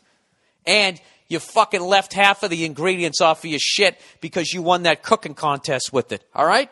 And I get it. You want to be a celebrity chef, so you don't want to tell all your fucking secrets. So why don't you put up a recipe of PB&J next time instead of having this vague thing and having me waste my whole fucking Saturday, you cunt. Forget it. All right. So anyways. But a homemade pasta, not that hard to do. I'm going to do it again tonight. Picking myself up off the mat, unlike George Foreman when Mali got knocked him down back in the day. Right? I'm getting up. I'm coming out. I'm going to try spaghetti tonight, making it nice and simple.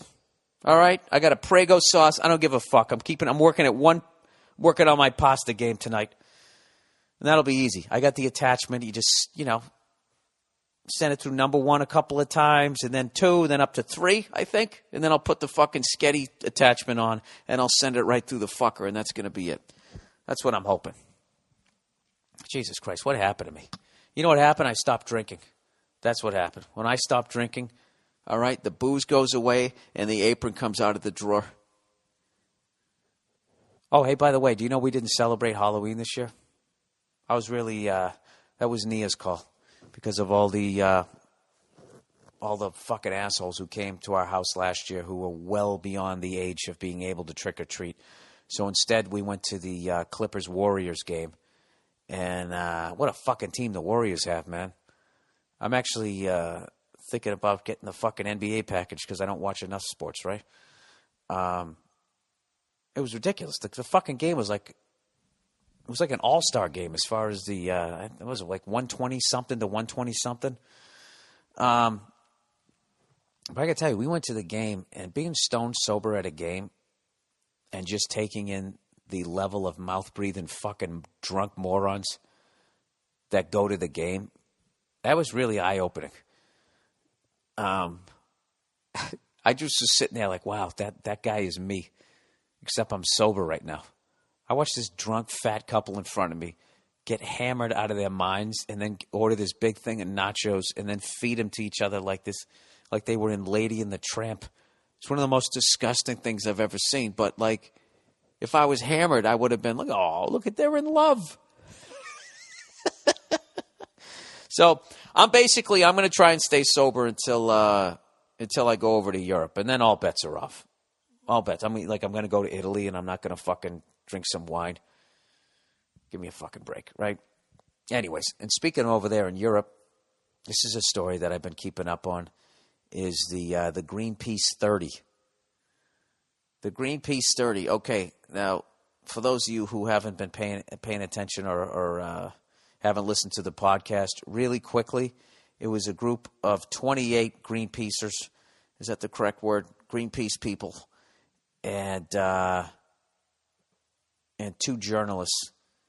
And they decided that they were going to board a Russian oil rig by basically somehow shooting their ropes up there and climbing up the side of it, and they got arrested by Russian Navy SEALs, and they were charged with piracy, as you would think that they would.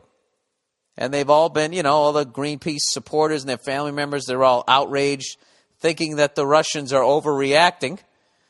And when we last saw them, let me click on this.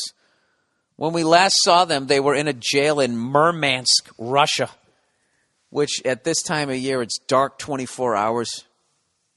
And they were actually going to drop the piracy charges from piracy down to hooliganism. But this is what's happened this week. Arctic 30 being moved from Murmansk to St. Petersburg. St. Petersburg is out of the Arctic Circle, and now you're basically just south of Finland. And I want to say that that's the city that Finland had to give back to the Russians, even though they beat them in World War II. They had to give them back just because they sided with angry Charlie Chaplin over there. All right, Amsterdam, November 1st, 2013. Greenpeace International understands from diplomatic sources that the 30 men and women detained in Russia following a peaceful protest, that's what they said, peaceful protest, like that, there was nothing peaceful about that. It was somewhere between peaceful and an act of war, as far as I'm concerned. You just don't go out into international waters and just, without permission, board somebody else's vehicle. You can't do shit like that. All right? But they consider it a peaceful protest against an Arctic oil platform and are being moved from a detention center in Murmansk to a jail in St. Petersburg. You like how they completely ignore the fact that they tried to board the fucking thing? It's not like they just showed up and kind of drove around it with signs saying, hey, man, fucking knock it off. Lawyers for Greenpeace are not aware of the reasons for the move. Greenpeace International Executive Director Kumi Nadaido said that the detainees, this is what this Kumi person said, the detainees shouldn't be in jail at all. They should be free to join their families and restart their lives. St. Petersburg has some daylight in the winter months, unlike Murmansk. Families and consular officials will now find it easy to visit the 30, but there is no guarantee that conditions inside the new detention center will be any better than in Murmansk. In fact, they could be worse. There's no justification whatsoever to keep the Arctic 30 in prison for a day longer. I love how they just completely ignore that they broke the law. I don't know what law it is. I'm completely uninformed, but I know you just can't go around boarding other countries' fucking oil. I wouldn't even do that to Exxon's. And they're allegedly on my team. Anyways, they are prisoners of conscience who acted out of determination to protect us all, and they should be free. Now, that I don't disagree with, but the way you fucking went about it. So here's the thing. Greenpeace today released photographs, blah, blah, blah. So as of last week, they allegedly dropped the piracy charges.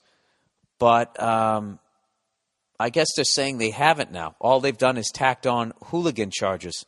So they now stand, as of right now, they now stand accused of both offenses, which carry a maximum sentence of 15 years for piracy and 7 years for hooliganism, respectively. All right, so I don't know. I don't disagree with Greenpeace or that type of thing, but I hope that they learned that, you can't just go around boarding Russian oil platforms and just because it's a peaceful, Jesus Christ. That's like, I don't know, somewhere in there's a protest, there's that gray area between a protest and an act of war, like that shit that's going on between China and Japan right now. They're fighting over those islands. I forget who said, somebody's going to shoot down another person's drones. And the other country's going to consider it a fucking act of war if they do it. I got to tell you, man, that will be fucking insane if Japan and China go at it. Who do you like? Who do you like in that dogfight? Let's just say, for once, the United States stays out of it and Russia stays out of it. And if the two of them were just going to throw down, I would just think sheer numbers. China has to have them. They got to have You know? And those islands are closer to China, so that's more home field advantage for them. I don't know. Is it weird that I want to see it? That's fucked up, right? I'm just sick of, like, you know, it's like when the Yankees and Red Sox played each other, like, to the point they had each other, play each other for 30 years. I got burned out in that rivalry. I just wanted to watch somebody else. I started watching the Royals. I'm sick of watching fucking the U.S. go at it with everybody. I want to watch Japan. I want to watch two other countries have a nice fucking throwdown. I want to see it. Pay-per-view, Japan versus China. Who do you like?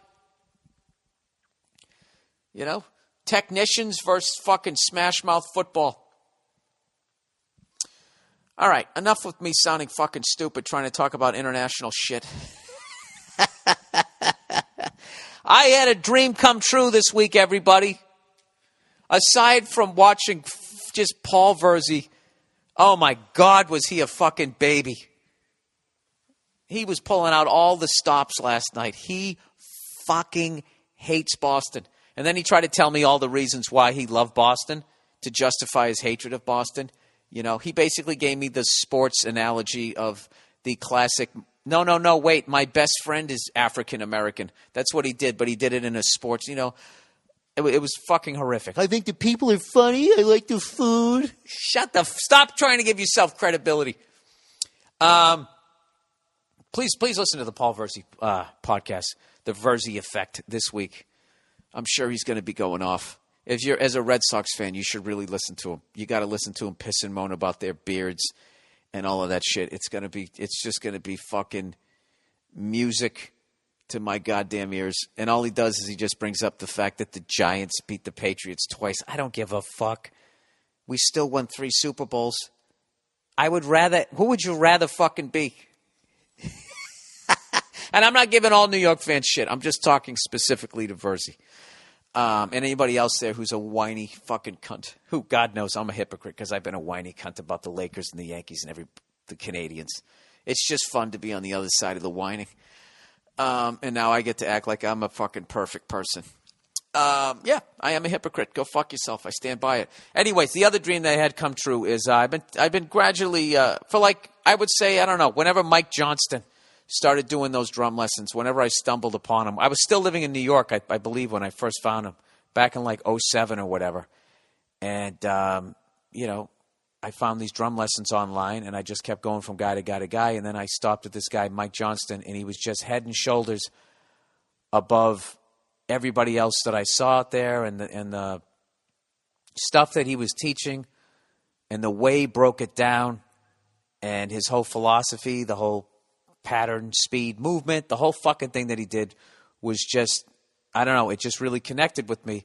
So for years I was thinking, you know, at some point I'm going to see that guy either at a clinic and I'm going to take, you know, maybe take a lesson, one or the other, blah, blah, blah, blah, blah. Long story short, he came down to the new Recess Studios in Santa Ana, California, which is right down in Orange County, California. If you're playing a band and you don't want to play in some grimy, horrific rehearsal space like most of them are, with like fucking stains on the rug from Grand Funk Railroad 40 fucking years earlier when they weren't even famous. If you want to play in an just state-of-the-art awesome facility, Recess Studios in Santa Ana, California. Anyways, long story short, I guess the guy who opened the place was one of Mike Johnston's drum students, and he was talking about opening a rehearsal place. And Mike said, well, if you ever open one, I'll come down for free and do a drum clinic. So that's how I ended up going down there. And I reached out to Mike, and he goes, hey, why don't you come down and take a fucking lesson? He didn't say fucking. He's a much more classier guy than I am. And I got to knock that out, and it was the shit. So I'm sober, I'm cooking, and I took drum lessons from a fucking drum god this week. And now I have to go back to fucking LAX tomorrow, where somebody shot up a fucking TSA agent. And I have been a grumpy cunt on stage my last 2 shows. I'm getting nervous, everybody. I think I'm getting old. I'm getting too old to do the fucking road. You know what? I gotta go to Germany, like Peyton Manning and those guys. I need to fucking get have them spin my blood around some centrifuge or whatever the fuck you call it. But anyways, I'm getting off track. So thank you to Mike Johnston. Unbelievably patient dealing with my drumming and helping me try and improve. And if you play drums or whatever, I highly recommend going to mikeslessons.com. And he's just state of the art. You can Skype in and watch the guy, do live lessons. It's just like he is at the forefront of all of that. And on top of all of that, he's a phenomenal drummer and will break down basically, if you can get in touch with him, anything that he did, he'll break it down as slow as you want. He's the shit. So that was my week. And with that, let me oh, and also something else. I'm not going to say who it was, but someone else I know has one of those cars, Teslas.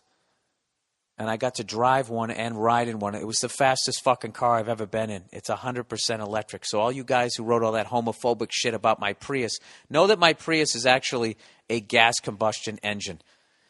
Past 5 miles an hour. It's a big fucking scam. It's only electric from under 5 and 5 miles an hour and under. But this was actually a full-on electric car, and it was fucking insane. The back of my head was tingling. I think that was blood going to the back of my head. We got up to 60 miles an hour, so goddamn fast. And he didn't even have the fast one.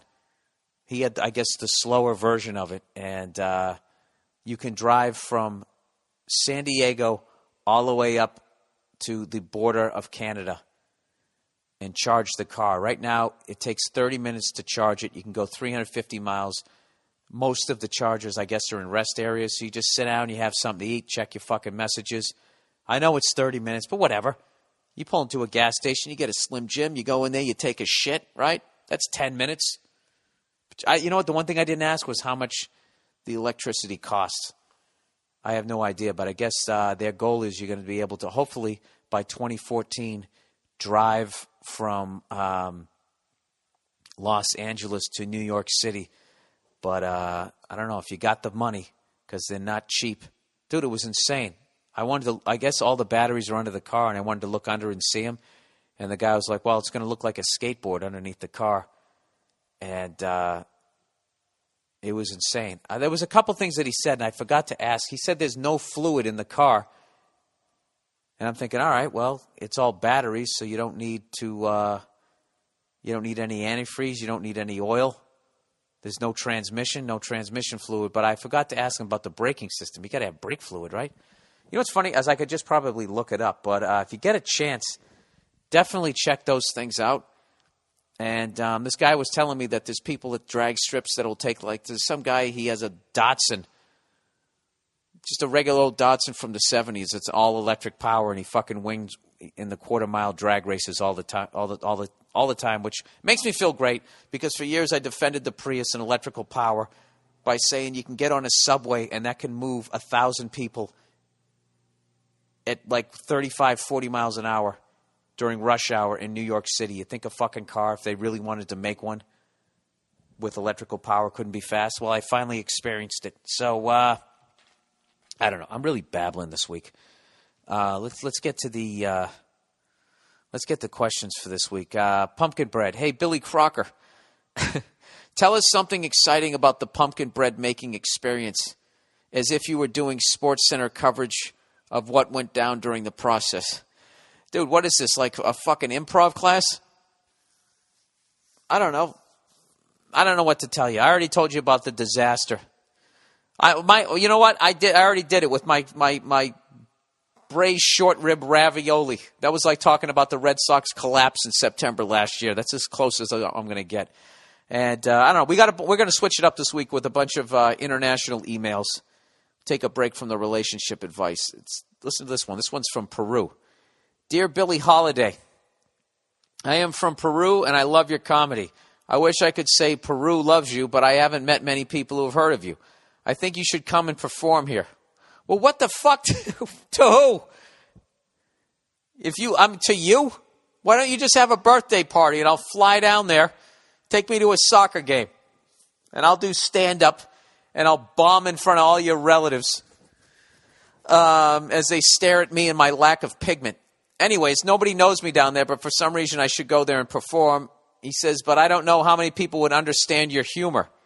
He said a gold-digging whore would be a good thing here because it would mean she gave out sex. And also, what's so bad about a girl who digs for gold? That's better than a girl that doesn't.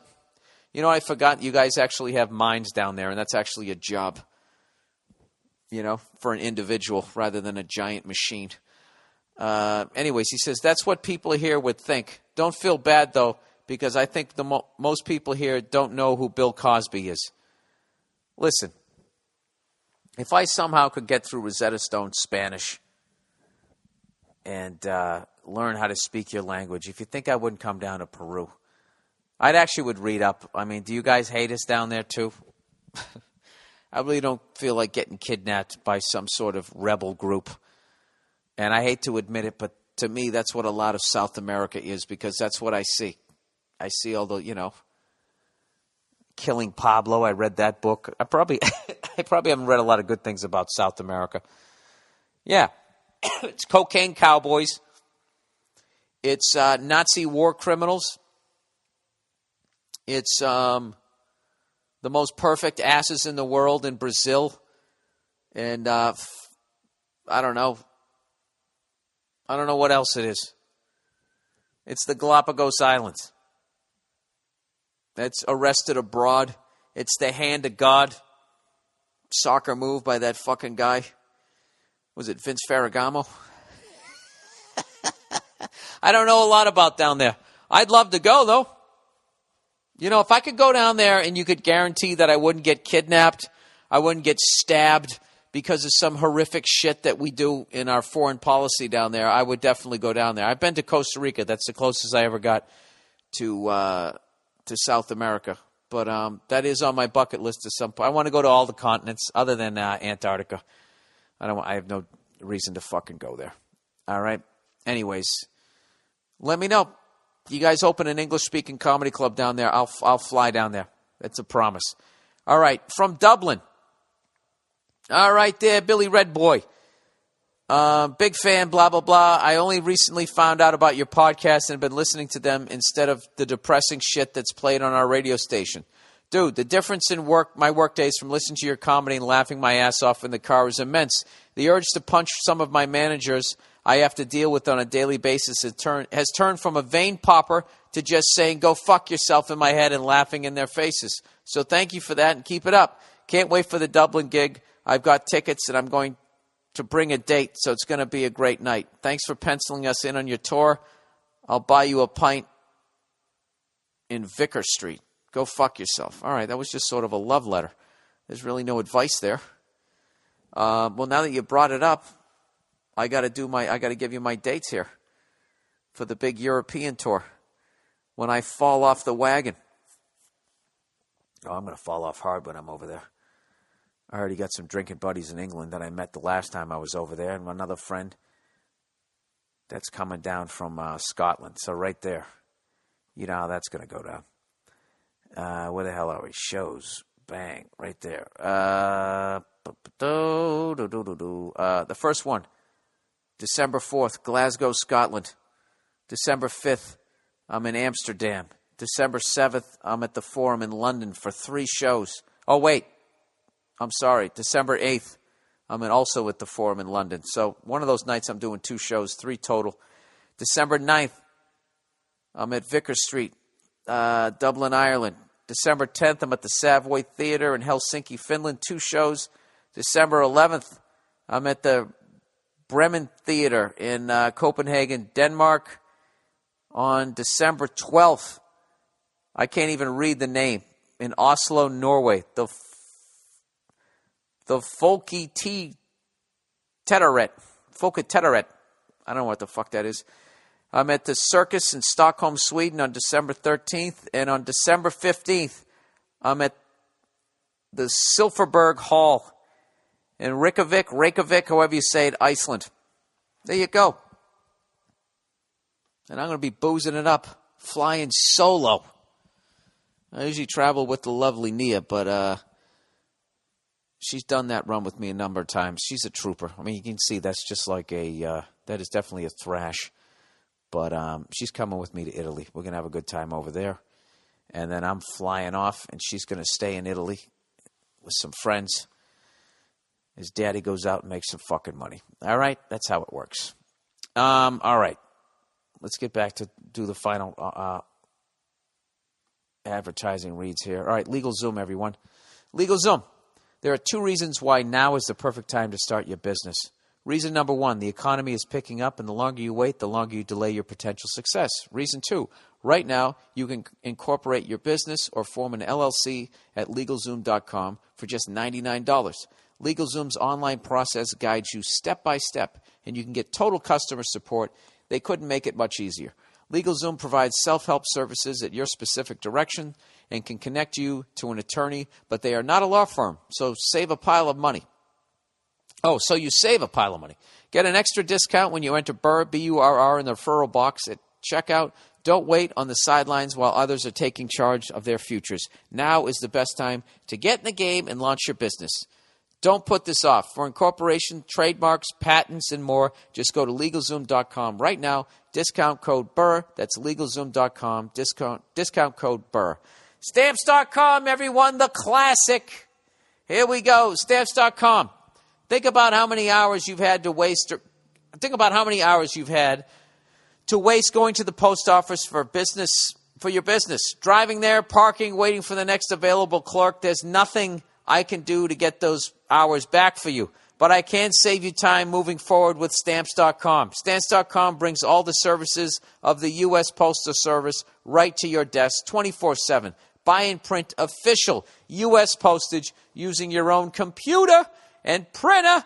Stamps.com will send you a digital scale, and it instantly calculates the exact postage for any letter or package, any class of mail. There's no guesswork. It's easy. Then just hand your mail to the mailman, and you'll never waste time at the post office ever again. I use Stamps.com to send out all my DVDs, my posters, whatever the hell it is I'm trying to get to the thing, the gig or whatever. If I can use it, if a moron like me can figure it out, then God knows you can too. Right now, use my last name, Burr, for this special offer, no-risk trial, plus a $110 bonus offer that includes the digital scale and up to $55 free postage. Don't wait. Go to Stamps.com before you do anything else. Click on the microphone at the top of the page, of the homepage, and type in Burr, B-U-R-R, that's Stamps.com, enter Burr. And finally, Vistaprint. What is Vistaprint, you ask yourself? Yeah, well, it's a business card that says a lot about you and your business. What? This copy makes no sense. Let me start over again. I'm just going to read it the way they wrote it. Take 2. Vistaprint. A business card says a lot about you and your business. Are you a hardworking landscaper, a hip and funky salon owner, a loyal dog walker? No matter what you are or what kind of business you have, Vistaprint.com has thousands of designs to just say what you want. And today, we just got word of a great offer on their business cards. Get 250 of their premium cards for only $10. The shipping is on them too. Good Lord, $10 for 250 business cards. Christ, they're giving it away. I created my cards the other. No, I didn't. Stop putting words in my mouth. I didn't create any cards, but I'm going to because it's only $250 a month. It's a great deal. I don't need to lie. Vistaprint has so many designs to choose from that you're bound to find one of these that says just what you want. Once you find the card you like, design the process itself. It's easy and it's fun. Add text, photos, or logos, and you can change colors, fonts, and move things around. So again, that's 250 high-quality business premium cards with shipping included for only $10. Go to www.vistaprint.com. Click on the Heard of Us on Radio TV button in the upper right-hand corner and put in the promotional code BIRD. Burr, good Lord. As you check out, make sure you take a look at the other marketing products they offer, like postcards, flyers, brochures, and websites. They can even match your business card. Get 250 premium business cards for only $10, including the shipping. Just go to www.vistaprint.com. Click on the Click on the Heard of Us. I give up. Click on the Heard of Us TV radio button in the upper right-hand corner and put in the promotional code Burr. You know what? I'm going to hire somebody to read these things for me. All right?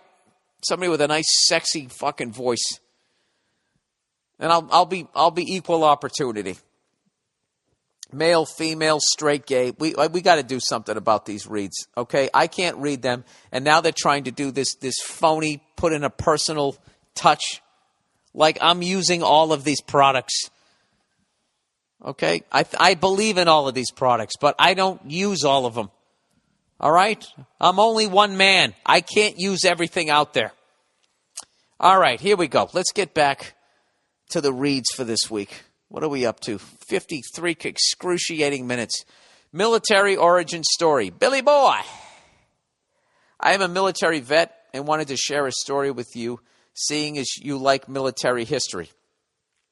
I'm by no means an expert, and this is probably all bullshit, but this is how the legend goes. I already love how this story starts. Your whole setup of this is what 99% of the shit that comes out of my mouth can be defined as. I'm no expert, and this is probably bullshit, but this is my opinion because I overheard this from somebody in a mall.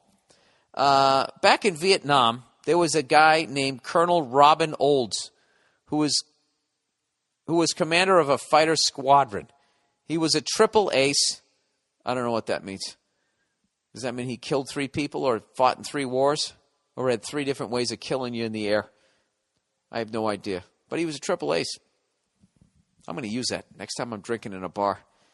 Some woman gives me shit. I'll have you know I'm a triple ace. What does that mean? You figure it out. He was a triple ace and fought in World War II and would later retire as a general. Good Lord. Any one of those things is beyond anything I've accomplished in my entire life. Olds grew a mustache while overseas in defiance of the Air Force regulations. All right, he's a Red Sox. You hear that, Verzi? And he's a triple ace. We are the champions. Olds grew a mustache while overseas in defiance of the Air Force regulations, and commanded his men to grow one too on the basis that it makes you bulletproof. One of his men refused to do so because he felt it looked retarded and got shot down. He was recovered and grew a mustache and wasn't shot down again. Before this, is this why all these studly guys throughout the years would always have fucking mustaches? Before hipsters ruined them? Before this guy went home, he shaved his mustache and got shot down a second time. It is now a tradition for flyers to grow mustaches overseas. It's such a superstition that schedulers will make sure at least one on the crew has a mustache and avoid making and they avoid making all female crews. Well, what about Tom Cruise? He didn't have a mustache, but Goose did. And Goose did, and he got hit by the canopy. Well, that's Hollywood. That's not real war. All right, this grew into the tradition of Mustache March in the Air Force, where everyone, regardless of whether they fly or not, grows mustaches. This, in turn, evolved into Movember, where men grow mustaches, or No Shave November, where men grow beards to raise awareness for prostate cancer and other male cancer and associated charities during the month of November. So go grow a mustache, you pasty, freckled fuck.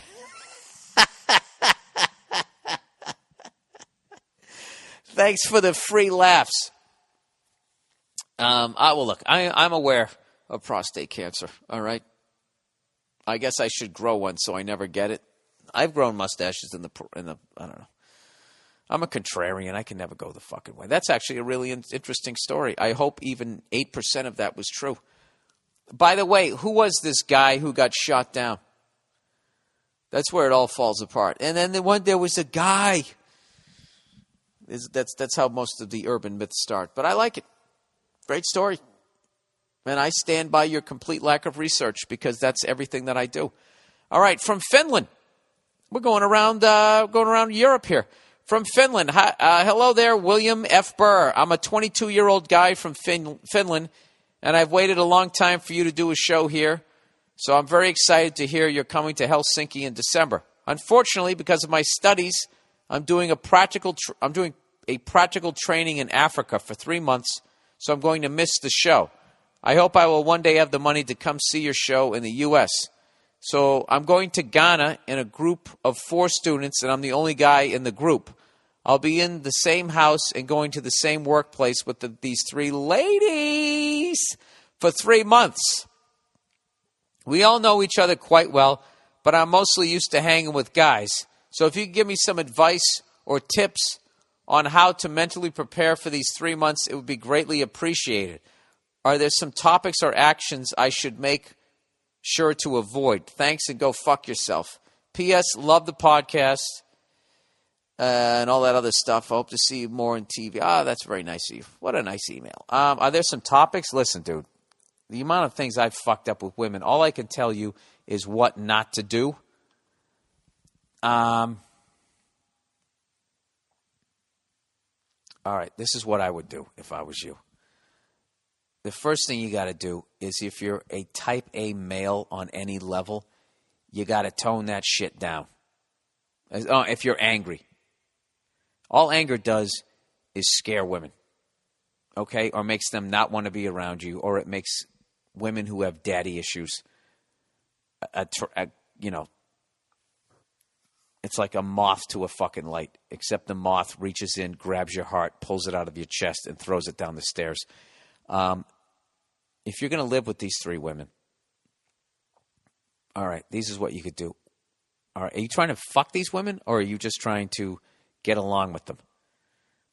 All right, first things first, make sure you're really neat. Granted, women in the bathroom are some of the messiest fuckers on the planet. But I would do that. I would come with slumber party energy and just fucking give into their fucking conversations. Okay? And that right there is where you establish credibility. You're not angry. You keep your part of the bathroom clean. And you come with, oh my God, you guys. You fucking give into that fucking energy. Late at night when they want to snack and their fucking jams. You join them. All right? And you never try to fuck any of them. Then what you do is you talk to them about how you're having problems meeting women in Ghana and you need advice. And then they'll become a fucking wingman for you. And you'll be crushing fucking Ghananese fucking ass, whatever the hell you want to call it, right and left when you're out there. And they'll actually help you do it.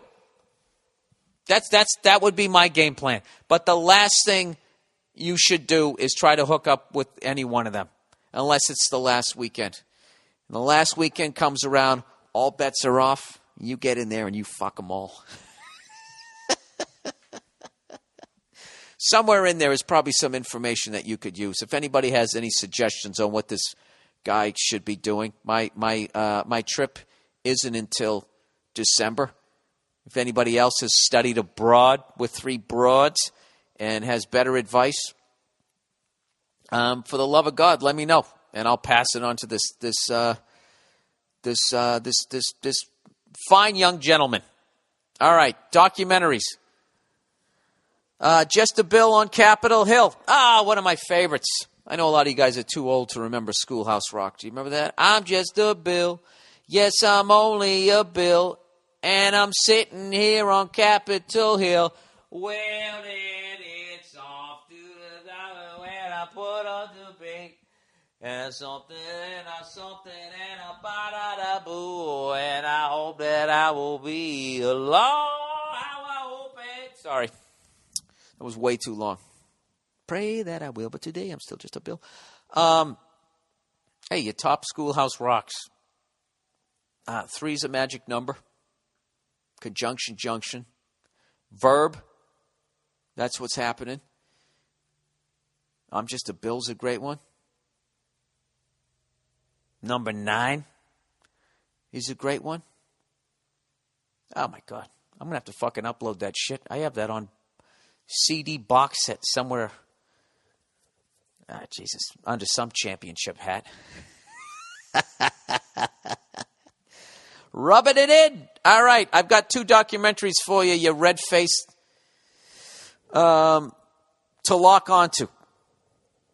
All right, first up, Blackfish. This is about killer whales in SeaWorld. Basically, it starts from the time they got a killer whale into captivity. I really apologize for my reading out loud. This is like the worst I've ever done. Anyways, he says, this is about, basically it starts from the first time they got a killer whale into captivity at SeaWorld. They separate it from its mother at the age of 2. Males remain with their mothers their whole lives, so the separation is very traumatic. They are kept in tanks, too small, and fed very little. The whole thing is mind-blowing. It aired on CNN, and I recommend it to everyone. You won't believe the stuff that comes out of the SeaWorld employees' mouths. Oh. Though I might just take your word on that. I can't handle watching people do stuff. Animals and kids. And then the next level, right, like the level of rage, because that's about as innocent as it gets. And then the next level of rage above that is someone, beating the shit out of their girlfriend or their wife or anything. Like, I can't handle watching that stuff. Like, they made that thing, what was it, The Cove, where they just drive all those dolphins into that little area and then they just bludgeon them to death. Like, just tell me where I need to donate money. I really can't watch. Like last night, this is my second time doing that pit bull thing, and one of the woman who organizes it has a pit bull herself and has a scar on its back because some douchebag dumped battery acid on the thing. And I showed up late to it this year, hoping I avoided the story, because I knew that someone was going to ask, and I showed up and someone asked, and I had to listen to it again, and it just fucking, I swear to God, I could literally kill somebody. I don't know if I could do that, but I could do some horrific blowtorch shit to them. So I'll watch as much of that as I can. If it's on Netflix, I'll try and pull it up. Second, Dirty Wars. This follows a lone journalist who tracks the origins of a drone strike from Afghanistan to Yemen. It's streaming on Netflix. Oh, I'll watch this. Those drones fascinate the shit out of me. If this aired on network television, there would be riots in the streets over what our military is doing in the name of the U.S. All right, but I'm also going to watch it knowing that this is, is this a documentary, or is this like one of those Michael Moore documentaries where it's really an op-ed piece? I'll watch it. Fuck it. Dirty Wars correlates with the news coming out about Obama claiming to be good at killing people to his aides. Here's an article from Yahoo. I'll give you guys this link. I'm not co-signing on any of this shit until I see it. Jesus, man. Do you have a happy one in there? Is there one about an old lady making her own jam and beating out the corporations? You got to give me a ray of sun. I appreciate all of that stuff. Might have to watch Dirty Wars. I know I'm gonna have to. I'm gonna watch both of those. Fuck it. Jesus Christ. Hey, how about now that he's given me 2, that's gonna make me lose even more faith in humanity. And I'm not saying I'm better than these people. I'm a complete piece of shit myself. But can I get a good one in there? Does anybody have a documentary on Iceland standing up to the bankers that I could watch? Because that one fascinates me. And how that wasn't covered that much here in the States. I would love to see that one. All right, so here's the wrap-up, everybody. Now that the show is over, don't forget to sign up for your free trial of Hulu Plus. Hulu Plus lets you binge on thousands of hit shows anytime, anywhere on your TV, PC, smartphone, or tablet. And that's it for the podcast this week. I had just an awesome week.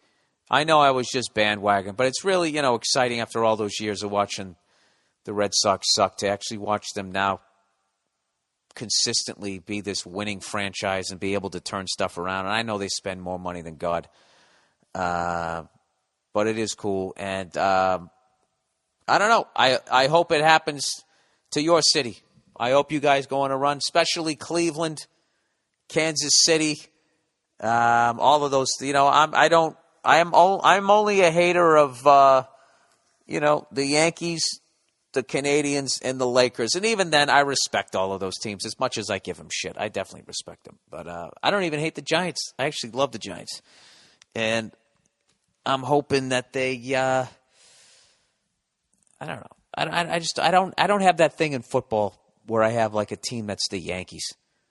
I mean, I love that the Jets beat the Saints this week because that means that old foot fetish guy down there, I'm forgetting his fucking name, Rex Ryan, he has a chance of keeping his job. You know? I don't want him on ESPN analyzing football games. I want him to, as a Patriots fan, I want him right where he is, head coach of the New York Jets. All right, that is the podcast for this week. Congratulations to the 2013 Red Sox. I wish I watched all throughout the year, but I didn't. I'm just a bandwagon guy, and I'm going to wear the Red Sox championship hat, and I'm going to laugh when you guys give me shit because I am bandwagon. However, I am diehard Bruins, Patriots, and I'm actually going to get the NBA channel package because the Celtics are rebuilding, and I want to see if they can do it again. They can rise from the ashes and buy some more free agents and see what happens. But I actually, went to that Clippers-Warriors game, and I had a great time. And the Warriors look like a really exciting team, as do the Clippers. So, fuck it. What am I going to do, fuck up the ravioli again this week? I'll watch some hoop. All right, that's it. Hey, by the way, I'm going to be at the Rangers-Penguins game. All right? Stone sober. Madison Square Garden this week. Should be a great game. All right? If you're not watching hockey, you're missing out. Go fuck yourselves. I'll talk to you next week.